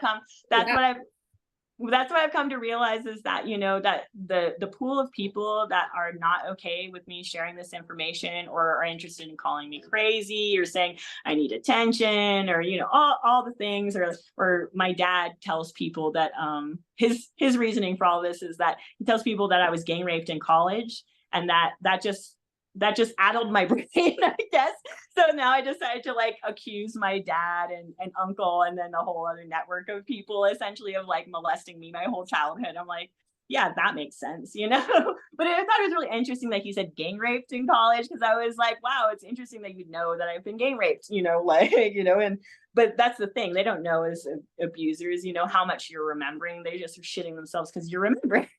You know, so they're going to do whatever they can to cover their tracks, you know. So I heard it all, you know, that I was like, you know, that I was crazy, and there's all this stuff, you know. But what I realized was that, you know, the bulk of everyone else, you know, especially people that really I saw a lot and their opinions mattered to me more in my life, like, we're all incredibly supportive. And a lot of people shared their own stories, you know, of experiencing similar things. And that was just so healing, you know. So it really, like, I mean, it really is like I anticipate getting some stuff, you know. Like, there's going to be some people that are, and plenty of people that are not happy that I'm speaking out, you know. But that doesn't mean that I shouldn't do it, because I do have hope that, you know, at some point, you know, we're going to have enough awareness to actually, like, you know, actually do something about everything. So I was gonna, you know, grab some water. Do you have any like questions or anything about what I just kind of went over, or do you want to just get into like a few of the questions if we have time? What are you feeling? Yeah, I was going to comment on what you were saying with the last image that we didn't show, with creating a positive outcome. I really like Yes. that too, because I think that guilt that you feel surviving something like that, and that helplessness and that shame of like carrying, such a heavy fucking weight, you know, Yeah. a child, an adult, anybody. Like, thank you for sharing that. I didn't thank you for that. That was absolutely horrific. And I'm so sorry that you went through that. And I'm so sorry for all the children that are going through that. And that is why it's important to talk about it. But I think creating that positive outcome, like, you didn't have a choice to experience any of that. You were forced to do it. And so that shame of how they make you feel like it's all your fault, you know, and it's your guys' fault that all this stuff happens. Being able to look at it from an empathetic point of view and saying, if I were to be, you know, the leader of that room with all those children in it, like, what would I have done with those children? And Yeah. make something beautiful from that, and to say, like, this is what I would do, you know, like, the children would be playing, or they'd be happy, or this would be the outcome. I think that's like really powerful with like reclaiming your power back, because they do put those thoughts in your mind that you chose that outcome and that you had something to do with it, and it's your fault, and that's going to be you if you don't comply, you know. So I Yeah. really love that tip, because I don't know if people would automatically think of doing that even with journaling, but I think that that's really powerful, because it exercises your brain to have freedom of choice and to have free will Yeah. again, you know, and to realize that, like, if you were if you were the leader of that room, like, you would have not done what the leaders of the room at that time whenever you were a child did, you know. Mhm. So I appreciate you sharing that, because that's extremely positive and in an uplifting way to, you know, view something so incredibly horrific. Yeah. Yeah. That's one thing I think that, like, I learned in EMDR, but I learned early on that I could use in journaling too, is that we try and we want to focus, especially for that it's like a little part of us that needs to get rescued, that's still been stuck in that situation, and really it's like the best way to heal to heal the quickest is just to kind of like be very open and without judgment, both to the hard shit that comes out, but also sometimes like the kind of like silly, comforting kid shit that comes out, as like, because you'll have times for sure where it feels like the thing you need to ground yourself feels very childlike and not rational, but in my experience, like you're really denying part of yourself when it comes to that. And that's a huge part of it, is like for kids is like our imaginations were like used against us, as a kid.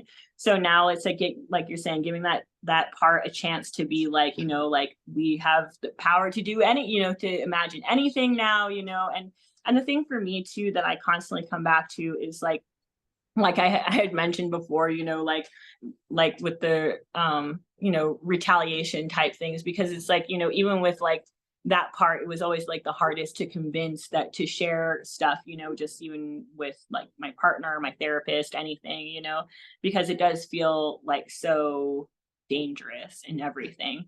But when it comes down to it, like that little part, like really it can only like be kind of brought into the present essentially if like we like listen to all the needs, I guess, basically, like without any judgment or any restriction or anything like that.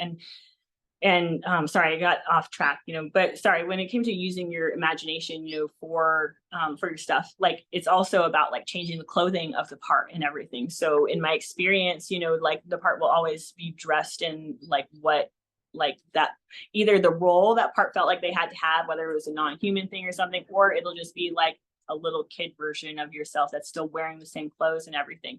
So a huge part of it for me is just, just asking that part of myself, like internally, and sometimes painting and journaling about it, like, what would you like to wear? And it's like sometimes it's princess dresses and some depending on the part, it's like, but in my experience, like that's really the thing that creates some healing, is that you like, it's almost like parts of yourself you were never able to like express fully. And the more you can do that, the more you're going to feel empowered, the more you're going to realize that like most of what the abusers told you were like complete lies, and that, you are like expressing yourself isn't going to just get you ridicule. It isn't going to get you, you know, a slap in the face or something like that. It's going to get you, you know, a lot of support and understanding and everything.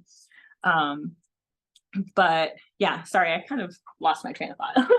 No, that was great. You didn't even, that was a beautiful response. I just wanted you to know that, it's learning, I think, positive outcomes, and just having different tools in somebody's toolbox can be so healing. And I love the artistic side of it, because I haven't talked about that. That side of it, aside from just maybe handwriting, which is still really powerful, but I love the artistic side and the creativity that you bring to healing. I think some people will relate to, and maybe they haven't heard that as much. So I appreciate it. Yeah, thank you. Sorry, I just remembered like what the track I was going on, because this is, I think, helpful for some people. So like we said, imagining like positive outcome for sure. But sometimes also the other thing for me is to essentially deal with my anxiety by gaming out the worst case scenario, especially for the kid parts, because a lot of times like what they think is the worst case scenario is like not real, essentially, like, or can't exist or something like that, so for example, for this part, who I had mentioned had, was really scared about like me sharing, with anyone, or getting in like way of therapy, or creating a lot of body pain or different stuff. Like I at a certain point had to be like, like the worst fear for that part is going back to that place, literally, and it was kind of like really like, getting like it's like an adult talking to a child, to be like, like we have an adult body now. I have like a completely different understanding of spirituality, of the fact that all things are temporary, and I can't say that I'm not going to go in some horribly, violent way. You know what I mean? There's people getting car accidents every day. I just lost a friend a couple weeks ago in a car accident suddenly, so the thing is, we don't know, death is part of life, and we know we're all going to go somehow. And that's kind of like where I come to it with that part, is like, even if like worst case scenario, I got picked up tomorrow and thrown back into that spot, and it was like the worst case thing, we were in that cage and gonna be fucking left in a room for like till we died, or something like that. Like, I don't know how to describe the level to which that doesn't have the same level of fear for me anymore, because the thing is, I have been a practicing Buddhist for many years prior to like coming back to Jesus, recently, in like the past like year and stuff. But I still practice a lot of meditation. I still practice a lot of stuff in my mind. And I know from Buddhism that, we're going to go through a lot of fucked up things in life that we don't have any control over, and even something that fucked up is temporary, and there's not going to be the same level of like fear, essentially, at least for myself, that there was before, because I'm going to understand that that's the case too. I'm an adult now, like, so it's kind of like really showing that kid that like, okay, worst case scenario, like the worst thing in the world happens, like we're still going to be able to handle it, because ultimately we're not in the same place that we were before, and that's the thing that I constantly come back to with people, is like, a lot of times that's what holds them back from journaling or doing different stuff, is they feel like it's gonna, once they get it if they're getting out of here and out here, even if it's just putting it on words on a page, that somehow it's going to make it more real. It's going to bring you right back there. It's going to make you feel, the thing is, you're never going to feel as helpless as you did then. And that's the thing, like, that's why I encourage people to do the journaling, because you'll think what's going to happen is you're going to put the shit on a page and it's going to make it more real and more overwhelming, but it's always the opposite that happens. It's like, for some reason, just bringing that into your reality, it just takes all the intensity down. It connects the right and left side of your brain, the emotional and like the physical, brings you into the present and allows that part to be like, oh, like I put this on page and nothing happened. Not like nothing happened. Like it's like the world didn't cave in on me. I didn't like explode of like shame or grief or, like anger or something like that. If anything, it just keeps, it just like, oh, I feel a little bit better, like, and so, but it's still something I go through, is that resistance, for journaling and stuff. But it is like, this is pretty much like my journaling tips part, that I had wanted to get to, which is just that, don't hold back when it comes to the bad shit, the good shit. Like, you really, if you are a survivor, that's like, and even if not, to be honest, like I feel like people could benefit from this kind of work, even if they're just dealing with like, you know, childhood bullying or different types of trauma like that aren't necessarily as like, okay, like I need to get completely in touch with the completely dissociated part of myself, you know, that's like freaking out and triggered and everything. It really goes a long way to us like exploring, you know, our minds and our motivations and our behaviors and everything. And a lot of times like the things that we do that are fucked up in our life like just comes from like a lack of like understanding, I think, and awareness of like why we're behaving a certain way, you know. So, and it's a lot of times it's stupid shit from our childhood, and when you can realize that, it's like, damn, I don't, why am I still living this way? Right, right. That's so helpful. I love that you shared that. And I know that's going to be helpful. And I mean, stuff like that can be helpful, even if you haven't gone through the types of traumas that you have, you know, even if it's just, and I don't want to say just, all trauma is relative to the person. So I'm not trying to discount trauma, but what I'm saying is you don't have to go through satanic ritual abuse to find value in what, you know, the advice that Carrie's given. I think that all of this, you know, all of us have trauma on some level, and figuring out how to navigate that and to get it out of our body and how to express it. There's so many different ways that we can do that, you know, and I think like anybody can benefit from picking up a pen or some markers or some paint and some paper or canvas and just getting whatever it is that's stuck in us out, you know. So I love that you offer that, and that there's so many different ways that we can use that creatively to our advantage in our healing journeys. Yeah, thank you so much. I hope it makes sense to people. I feel like sometimes that I maybe have too many metaphors, or I'm just like all over the place. So if it's like, and it all comes from just like me, you know, trying to break it down for myself, or a lot of times trying to break it down for other parts. Because the thing is like, you know, like, oh, to try and get like all my parts on board for journaling, or all of them on board for therapy or different stuff like that, like is, you know, sometimes a challenge, you know, because they're like, until you have a level of integration to where like everyone knows they're on the same team like they are now for me, like they're, you know, leading up to that point, you know, there was still, you know, it's like herding cats, you know. And so you have to, like, in my experience, in my a lot of my benefit in therapy and different stuff is I had to learn how to explain things to my kid parts, you know, that were scared. I had to learn how to explain things to my persecutor parts, you know, who are really just bullies because they were also scared, you know. But really it's like, so like journaling, for example, like that's usually the main parts people want to avoid talking to, is because they sound like they're abusers, or they sound like, you know, a demon, or all kinds of things, you know, that they were essentially created to sound like, you know, to help, you know, help maintain the system order essentially in favor of the abusers. So really like you have to, like, in my experience, that's like where the most benefit comes from in journaling too. It's the most resistance, but it's also the most benefit, because most of the time you just have to, my experience, I just recommend asking questions, you know, like oh, like if they're insulting you or they're saying things have to be a certain way that isn't healthy, to just be like, why? Like, why is that the case? Why is that what you think, you know? And what a lot of times what you'll end up finding, you know, is persecutor parts are essentially bullying the system, you know, creating a lot of self-destructive habits or something, because it's like we talked about my early memory. It's going to be a very traumatized part of you that feels like, oh, like I need you to be a certain way, essentially, to protect the body, you know, to protect the core of yourself that we're trying to keep dissociated, you know, from all this crazy shit. Like you have to like subconsciously, we know what the abusers want, even if the front person in daily life doesn't. So there's always going to be this subconscious control in the background where they're trying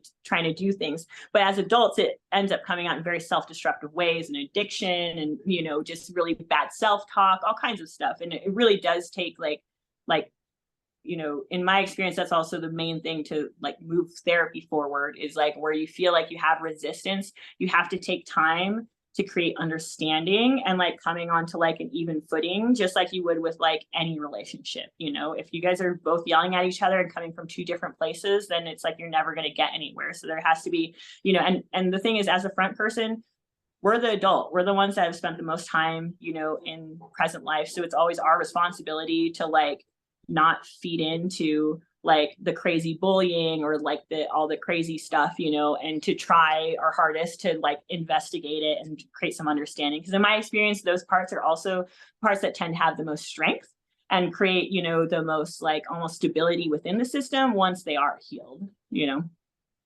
Yes, 100%. That makes such sense. And again, I love your metaphors because it just brings so much clarity to some things that are very unfamiliar to, what we learn. Obviously, we're not taught this, but also what we personally experience. A lot of us, we don't go through that. So it can be very hard for people who haven't to just even comprehend what that's like. And you do such a great job breaking it down.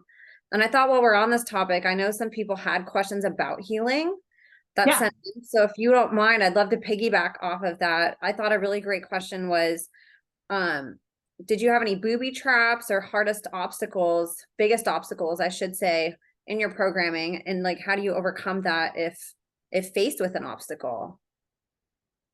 It's always going to be about internal investigation. And yes, like I have always experienced a lot of booby traps, like they're like this core memory created a very strong urge for suicide, basically, because, you don't have any context for there being any way out of that situation other than to die. And you don't really know as a 4-year-old what that means, really like much other than what you're witnessing and different stuff, but it's just like it's like this abstract end to things.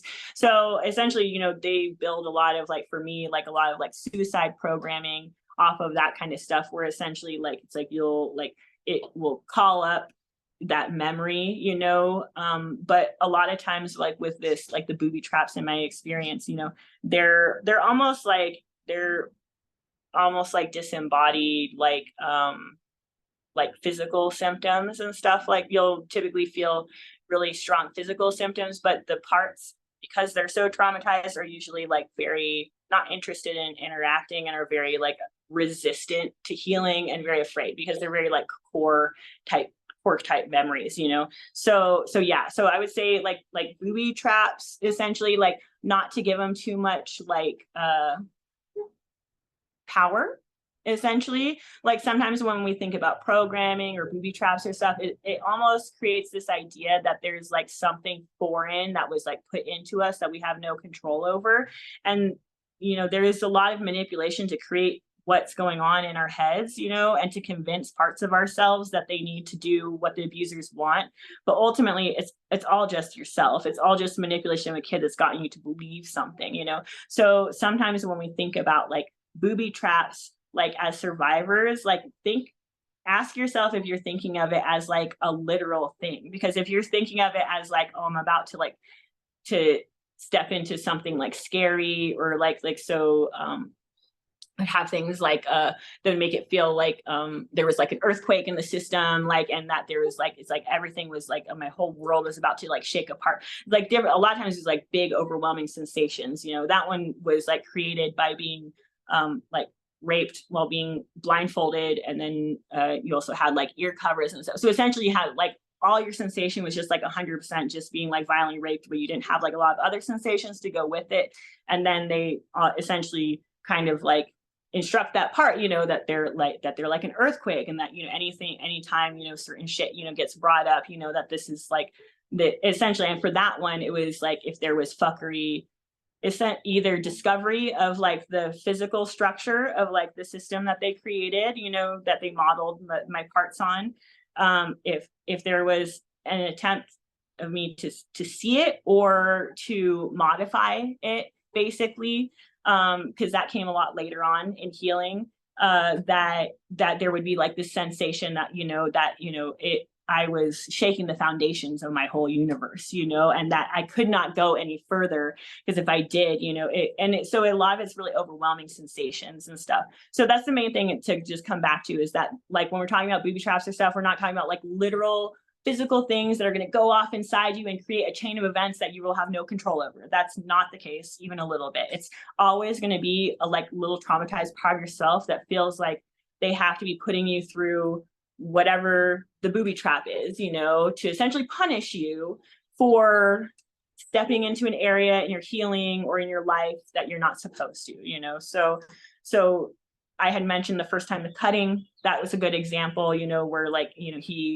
my main handler had essentially convinced a part, that we needed to cut ourselves anytime that we had been sexual with anyone that was not cult related or not sanctioned by our handler, essentially. So like when I was out partying in college and being very promiscuous, like the next morning I would end up, or sometimes there were the morning after I had been with him and he essentially just wanted to like reinforce some other programming, it would, the next morning there would just be the insatiable urge for me to cut myself, and then I would do it. And then once I was done, I felt fine, which is most people's experience with cutting in general, is that you just, you do it when, you have emotional overwhelm and stuff. But for my therapist, they were like, I don't understand why it's starting now. It's always like a childhood thing, or it's a teenage thing. But that's what people don't understand, is like, until my college days, it's like I was the perfect kid. I was like totally unlocked, straight A student,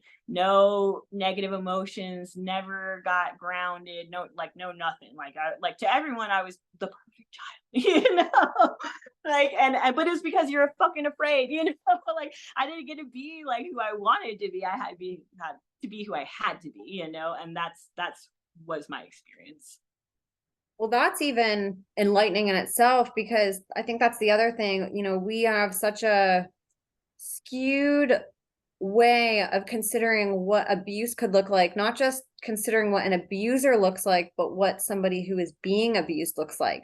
Yeah. People wouldn't expect that maybe the straight A valedictorian, perfect, star of the football team child that's like standing in front of them, on graduation night saying a speech could have gone through everything that you did. But I find more and more of the cases that's exactly the person, the archetype person that is going through this a lot of the times at these high levels, because again, like you are very smart, like higher than average IQ, like higher than average athletic capabilities, like that ability to perform well. And just I don't know about the athletic thing. I still think that's something that that it, even in my hunting stuff, it wasn't something that was pushed too much, but it was more, so there's different stuff, like I had mentioned, like even the weapon skills, like my stuff is still pretty rudimentary, because there was always this like understanding that like you're gonna once you're really needed, that they're gonna just pick you up and finish off the training that they need. So you have like updates to training and stuff like that, like throughout your life, but so yeah, so that's all I would say. I've never been, but to be honest, like, so that in my experience, if we wanted to piggyback this on booby traps, is my experience of like shutdown kind of stuff. So essentially, like, because, they didn't want me to be sexual, like they didn't want me to be violent, that it's like when I would start, my behaviors would start veering into those directions, essentially, like it's like there would be a lot of punishment, a lot of booby traps, for example. So I started having exercise-induced asthma during my middle school time, because I had started sparring in my Taekwondo class, basically. So like I was great at like katas and doing all that kind of stuff.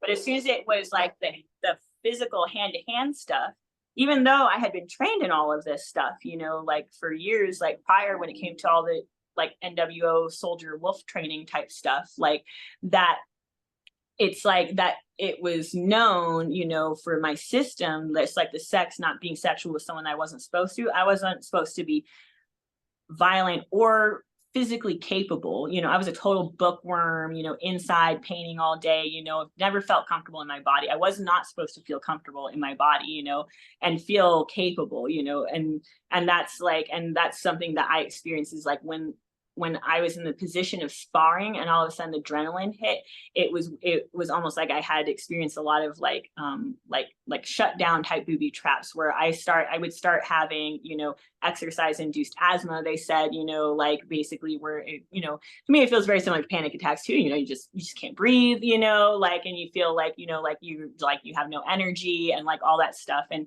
that's a lot of also what I experienced feeling. When I was dealing with those memories coming up again, I dealt with that same thing over again of being like, oh my God, like, do I have asthma? And then investigating with that part and being like, oh, okay, like, no, this is like essentially like me, us tapping into the part of ourselves, like learning about, like the violent part of ourselves that had wanted to, to share and heal and everything.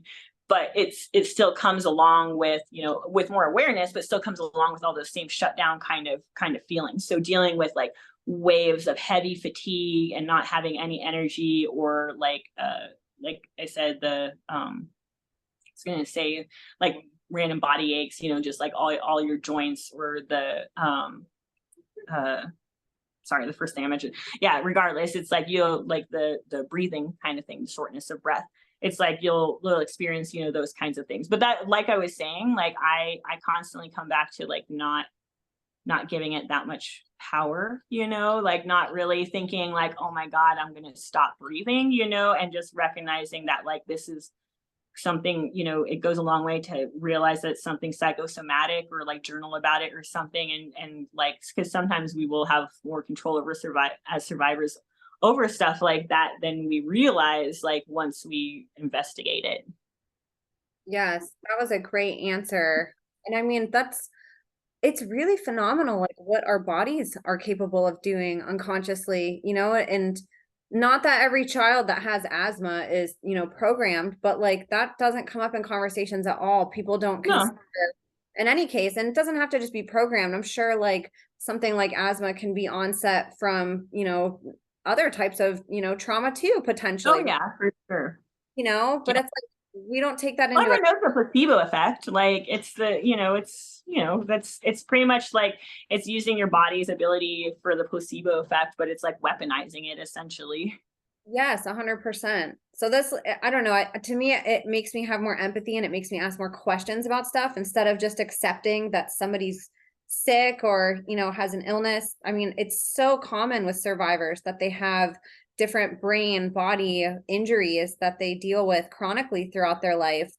And some of it starts to dissipate when they start to heal those areas, if that's possible for that injury, but it's like we're not taught that chronic pain or inflammation in our body, or just dysfunction or disease, could be related to trauma. We're always associated that it has to be something physical that we feel on our body, and it's like that book, The Body Keeps the Score. It really does, like our body remembers trauma, and I love that you say like internal investigation, because I think like if more of us did that and looked in and said like, why do I have pain here? Why does this injury always seem to reoccur? Or like, why do I have this sore spot on my body? Or why do I have, asthma attacks once in a while? Whatever it is, I would guarantee that a lot of things that manifest in our body over time do have some type of relation to some type of a negative emotion also, Yeah. and I think survivors really do bring that to light and shine a light on that aspect, because I mean it's totally erased,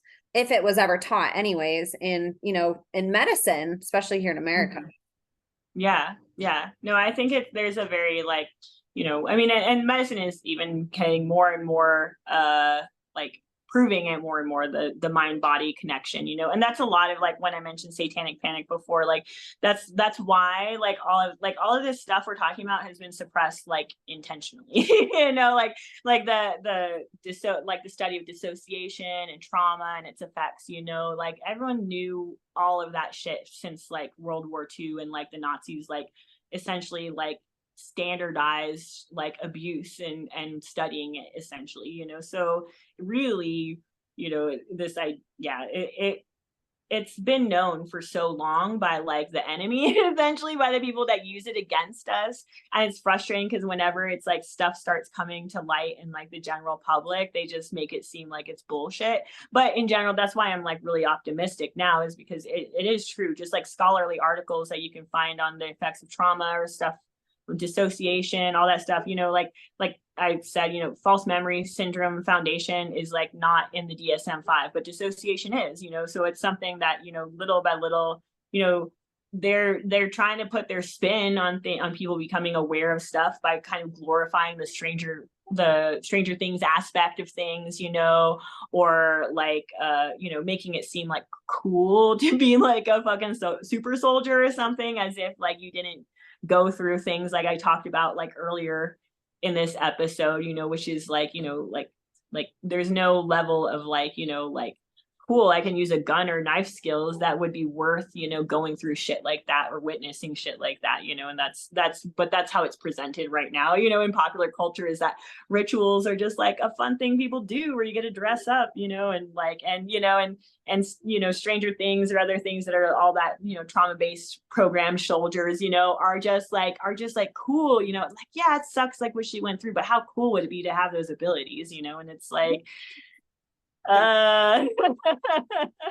like, you listen to my episodes and then tell me that you would go through that just to feel like you could fucking like throw someone against the wall with your mind, you know, like 99% of the time, that's not what you get. You get, you know, skills that they give you for their ends, you know, like, and not things that you would have chosen to want to do if like you had a choice in it, you know. It's not like, yay, I get to go be like, you know, they didn't like program me to be the best mural artist in the world, you know, like. Right. Yes. 100%. Yes. And somebody actually asked a question that what you just said reminded me of. Somebody had asked, any helpful aspects, basically, are there any aspects of your programming that serve you well? So I don't know. So we'll say yes and no.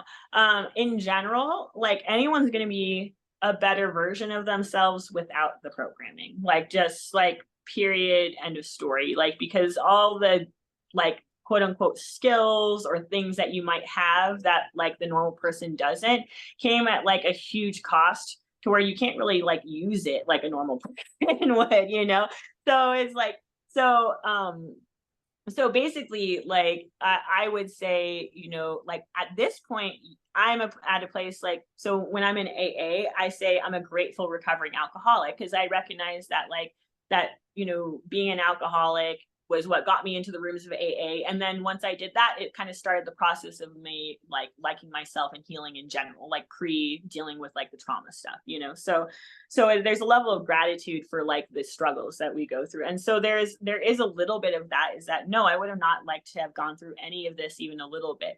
But I did go through it, and now that I'm in this position, there is a lot of ways where dissociation is incredibly helpful to me. And once you have some control over it, like, has created things in my life that to other people are very mind-blowing, that to me are like not that big of a deal, you know, because there's a level, like, on certain parts there's a level of confidence or something that, like, you know, to try new things essentially, you know, or different stuff. So, you know, like right now, if I was talking about the weapon stuff, like, seeing as like I might, you know, at some point like face some bodily harm or something, like, then yeah, like I am, you know, like, fuck my abuser, you know, fuck Schmiegel, you know, and fuck all of them. But, you know, now that I'm healing from stuff, like, am I going to be grateful that I know how to use a knife? Yes. You know, I'm going to be incredibly grateful about that, you know, because like, it was like the quote you gave, you know, that it's like, if I need to defend myself or my family, I feel a lot more confident to be able to do that now. And I like that. I like feeling comfortable in my body and able to, like, you know, handle myself in a situation versus feeling like afraid, you know. So that is one way, you know, that those kind of things are beneficial. Or just like I said, like with the confidence, for example, you know, like the handler part of me that I ended up, you know, working with very early on, that was a persecutor part, you know, has had this way of treating me, you know, when it came to all my achievements, like my dad, essentially. So would, like, I felt like I wasn't okay with myself unless I was achieving something, unless I was doing something like that was, you know, that like, you know, I could look at their painting, like, whatever, you know, like, you know, that like would make me feel like, okay, like I have some self-worth, you know. But then also that's how I learned to deal with my abusers, was to go above and beyond, you know, that it's like, you know, because I learned that if I showed a certain skill, if you showed any less of that skill, you were going to get in trouble. So the best thing you could do is just to continually improve. And then it's like you could stay ahead of the game, essentially, just always be praised and never have to deal with the abuse side of things, you know.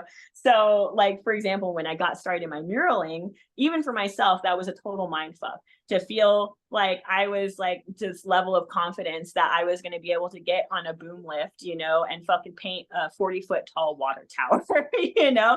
but like on a certain level, or even like this, being able to talk on a podcast, it's because I have a part that's very okay, with being what's the word, the public part, like I talked about, is very okay with being in front of people, with doing what we call the tap dance, like quote unquote, like where it's just like, hey, look how precocious and interesting I am, and like and just kind of like, being just kind of like bubbly and just, just whatever, and feeling like confident to just like address you and thousands of other people, like if it was just like the main me, and I didn't have that access to that part as well at all, which I didn't when I was pregnant. So the one interview I did while I was pregnant was incredibly difficult, because it's like, it felt, I had all the anxiety, I had all that, like, it was difficult. Most of the time I can be in AA, I can be like this, and I can talk and not have a lot of fear. And I get that from that confidence from that part, and the the other one with the boom lift, like I said, it's like, because he treated me like my dad. He was pretty much like, you can do anything, like, and it was just like, yeah, I fucking figure it out type of thing. So I went through the whole process with the city and other artists, to give them the design and do all this stuff, and then show up on the day of at the work site, and I'm just like, holy shit, I have this giant piece of machinery, this like crazy stuff that I have to like drive around and not damage, because it's fucking like millions of dollars. I'm sure it's all like city water equipment and stuff to get to this like thing, and then I'm going to be 40 feet up in the air like painting this like mural, and it was like, for a lot of people, like that was just, or doing live painting like I've done on stage at tattoo conventions. For a lot of people, that's like completely mind blowing, and for me, because it's like, there's a part that feels like that's their job, that's what they were meant for, like even the part that was confident was just like, yeah, we'll figure it out, and had no issue, just figuring it out like with the boom lift. And then the part, that was painting could switch in like once we were actually up there, like, but it takes a lot of teamwork and everything, between the parts. So like I mentioned the metaphor in the first one, when it comes to dissociation, when it comes to good things about programming, it only comes from your own healing and your own integration. I really think, because you get to the point where it's like it's like a symphony, and you have all the instruments playing at different times, and it's like total chaos is what your life feels like. And then as you get some system understanding, and you deal with your trauma therapy and everything, and you increase internal communication, what you'll experience is, all of those parts of yourself, playing when like instruments playing when they're supposed to, and it'll create like a beautiful symphony. And you'll have a part come in here, and then another one come in here, and like by all of them working together, they're all completely different instruments. That sounds shitty if they're playing, randomly, but if everything works together, it creates something really beautiful. And that's always the goal for me in my life. My goal is not integration and being like, like, oh, there's like one person, one personality in here. Because ultimately, like with my understanding of D.I.D, I was never given the chance to have one person, one personality. It's like the abuse started so early. So it's more about reconnecting with all those pieces that you lost, and just creating, the version of yourself that, all of you can be happy with. That was a great explanation of that. Thank you. I love that people are so like, they're asking such sophisticated questions, I know, that's why I was like, wow, people are great questions. Holy crap. I love it. Let me see if there was anything else that I had sent about healing specifically. Some of it you had already covered that people had asked. And hopefully my channel too is primarily going to be focused on that, like just kind of breaking down different healing tips, because it's a very overwhelming process. So I feel like having like little concrete exercises to do when it comes to journaling or stuff like that goes a long way to like kind of like, like trying to think of what to do when you're in trauma brain is like, so it helps to just be like, all right, do this right now and see if it helps, Yes. And then hearing it from somebody that's like so level-headed like you, and hearing it like from a clinical perspective, that's not like so emotionally charged, like how it probably feels, is very relieving too. It's like working out a math problem almost. Like you can be a bit more logical about it instead of getting so stuck in, what you're feeling. You can say, okay, well, what are the steps that I can take? What are my tools? how do I navigate this? And then to just have that realization that the more work you put into it, it does go from being this beginning orchestration of people brand new to playing an instrument, and they all sound kind of quirky and don't know how to work together. But the more you practice, like you said, you have this beautiful symphony at the end, and it's worth all that work that you put into it. So that's also inspiring to see like what's on the other side of putting that work in, because I'm sure it's so daunting to even think about how the hell do I how do I make all this work, and you're such a living testament to that. So I appreciate that. Thank you. I really appreciate it. And then I wanted to ask too, this is a subject change, not on healing, but this is actually a good question. We've heard multiple times like where they get children for sacrifice. And somebody had asked about animals, saying that not knowing where they get animals for sacrifices has casted a doubt on their own memories. So I don't know if you know that, or if you could speak on it, but that would be maybe a good question to answer too, since animals don't get talked about enough, but they're in a lot of these scenarios. Yeah. I mean, one thing I would say to someone, if they're doubting their memories because of something logistical like that, I wouldn't. Basically, too much, just because like you're, especially if you're dealing with memories, like until you're pretty far along in healing and have most of your gaps filled in, there are going to be a lot of things that are going to like not make a lot of sense that will make sense later, so when I was first dealing with all the incest and trafficking memories, having memories in the kennel for me was just like, it felt like too crazy to be real, like I was just like really, that's something that they would treat me like a dog and drug me up and do bestiality and put me in a cage. It sounds so insanely foreign, to your experience even as like a front person, because you've been so dissociated from your memories and clinical. I'll say real quick, I'm good at doing the clinical thing. My therapists have called it like engineer brain. I just am like, I like breaking things down into its parts. But the thing is like, I was incredibly dissociated from my emotions. Like I did not understand them, what the feeling of anger, how to recognize it, like sadness, I was all of it, was insanely dissociated from me until I started my trauma therapy like 7 years ago. So for me, my entry into healing has essentially been through having to learn how to break emotions down, like into like a more like physical, biological understanding of things, so that, because if you're a survivor, you're going to have trouble understanding emotions or dealing with emotions, so that's also why I try and stick in that area. Sorry to go off on a tangent, real quick. But so one thing I would say, with the memories, of like being like, they've sacrificed a bunch of animals, where could they get them from? Or like maybe they're a weird kind of animal or something like that. Like that, I feel like I wouldn't obsess over little things like that in my healing. I because the answer will probably be filled in at some point in the future. You should just deal with the things that are creating the emotional upset, and if in those memories that you're dealing with, it's about animals, regardless of what animals or whatever else, like you just have to, like, that's what I was saying, no judgment. You just have to listen to that part and what they're sharing, even if you don't understand it or have context for it, because you probably will understand it, have context later.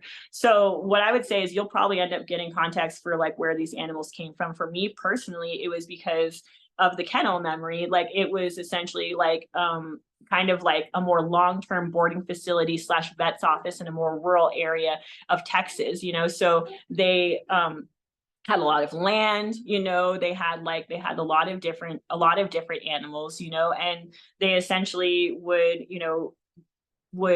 it wasn't weird for them to be there, essentially, so. And the thing is like you're going to have like so some of the animals are just going to come from litters there, for me, like, so for kittens or things like that, but you're like, if you're dealing with like more like weird things, or farm things or different stuff, like you have to understand, if you're dealing with psychopaths, like they network and they're in every sector of society, so like they're not, it's, in my experience, you'll have dentists, doctors, military, police officers, and the thing, they're common, you know, like their title doesn't really matter. The common thing that they like, you know, the reason they network with each other is because they share victims, you know, so, and because they have the same interest in, you know, harming people or animals or something, you know. So really, like if like I wouldn't know like with someone's particular circumstance, you know, but like if someone has a fetish for killing a specific animal, they're going to find a connection to get access to it. It's not more difficult than getting access to a kid, you know. We're talking about an animal, you know.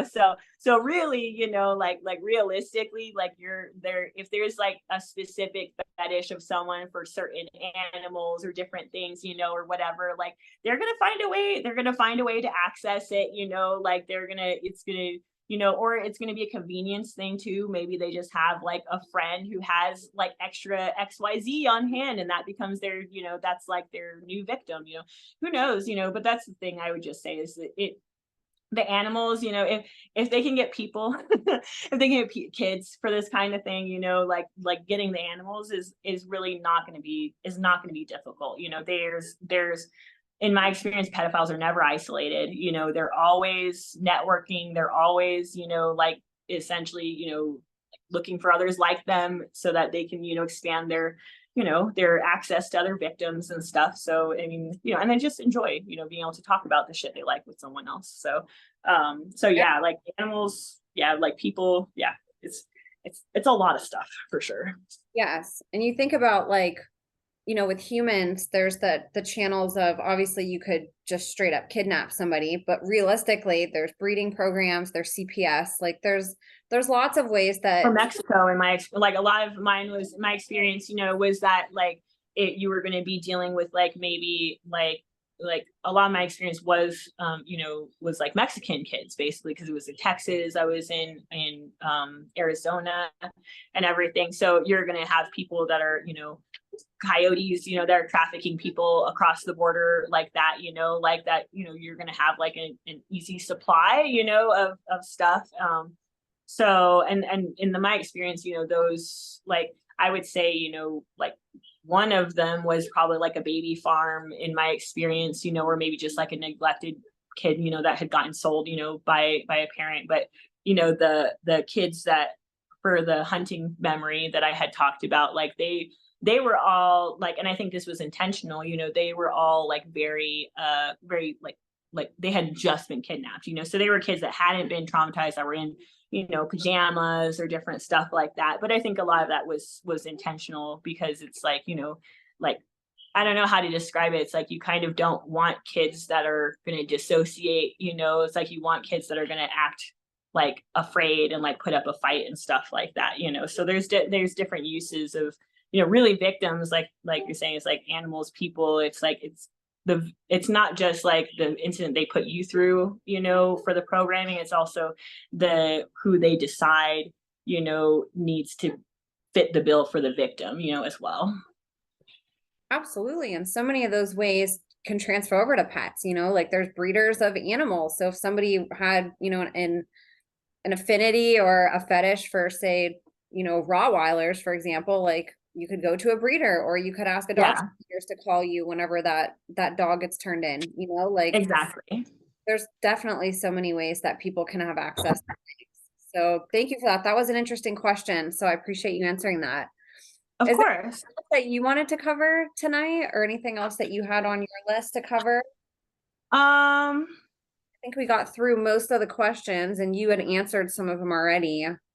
yeah, I know I answered a decent amount of them just by our chatting and everything. I really think, I mean, for me, I feel like this is a great time to stop. You know, the only thing that like I hadn't really touched on, you know, that someone had mentioned was maybe, you know, like going into a little bit more detail on a couple of like of the more occult style rituals, you know, and you know, that is something I'm willing to do, like if you ever want to have me on in the future, just Sure. because it, you know, with everything else we had talked about today, it did feel like it was going to be like a whole nother whole nother box to open up, so and I'm long-winded, I'm sure this is going to be another long one. So thank you, again, for just giving me the platform to share and to just be really open about my experience, and to feel like I can do something for the victims that haven't been able to have a say and everything. And I just hope that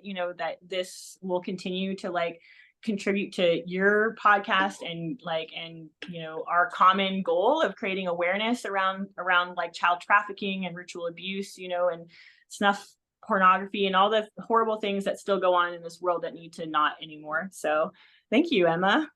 Well, It's been very healing. Oh my gosh, this is some of the hardest stuff to talk about, and I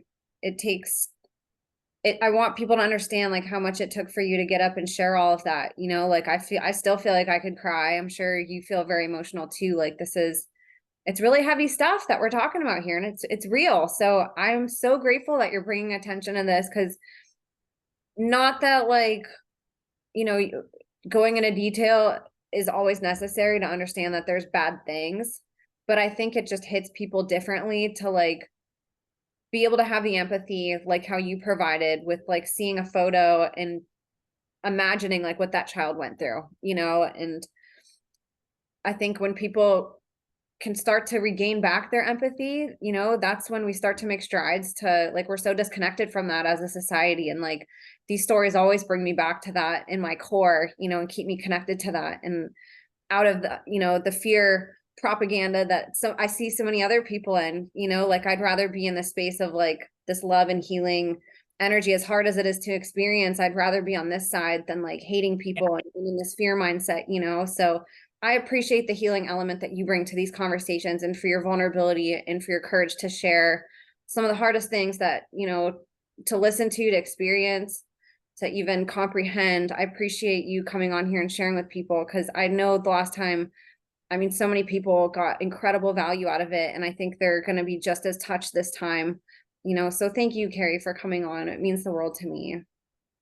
Well, thank you again, Emma, for having your podcast, and it's been great healing for me, and now it just feels like it is on a whole nother level. So thank you. You're doing God's work, and I really appreciate all the work that you put in. I hope people understand how much work you really do, on your own time, just to kind of to help us all out. Yeah, I appreciate you, Carrie. You make it easy. And where can people find you? You just started a YouTube channel, so I want you to give the name of that so people can go follow you, and then your Instagram also, and I'll link those in the show notes. Yeah. So my Instagram, and it's like a professional page. So if you want to get through to me on there, it would actually be best if you shoot me an email, which is on there. But the Instagram is coverup_Carrie, CARRIE, because I am I specialize in cover-up tattoos. And then the title of the YouTube videos, which I haven't put on yet, is Desert Bikini, but you can just search.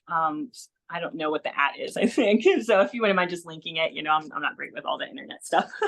Absolutely. I'm so excited. You had talked about doing it last time, and then you did it right after. So now you guys can look Carrie on YouTube, and she's going to start her own channel putting out content, which is really exciting. And I can't wait to see what you create with that. So you guys go follow Carrie. I'm going to link all of her stuff below. Please share this however you can, whether it's just to one person, whether it's posting it to a channel, sharing it with a friend. We need to get the word out on this, and we need people to get the awareness, and we need people to care. We need people to take action. We need more people to speak up. We need more resources. There's so many reasons why we need to get these stories out, and I always say these platforms are not going to propagate or boost these up in the algorithm. We really need your help. You guys are the boots on the ground helping get this information out. We're here telling you, but you guys are the help. You guys are the ones that take the envelope and, deliver the mail to other people. So please help us in doing this, and share Carrie's story far and wide. And thank you guys so much for listening and for tuning in, and for just holding space for these really hard conversations, and for sitting through it with us. I know this was a really emotional episode, and I appreciate the people that are still here right now listening to us talk. So thank you guys for caring enough to listen to Carrie's story and to just hang in here with us and understand these really hard things that are very real. So you guys go connect with us. I have all of my information also in the show notes. So follow us on social media, share, comment, boost her up, go follow Carrie, go hype her, go tell her how loved she is and amazing. And as always, you guys, God bless you, and we will see you next week.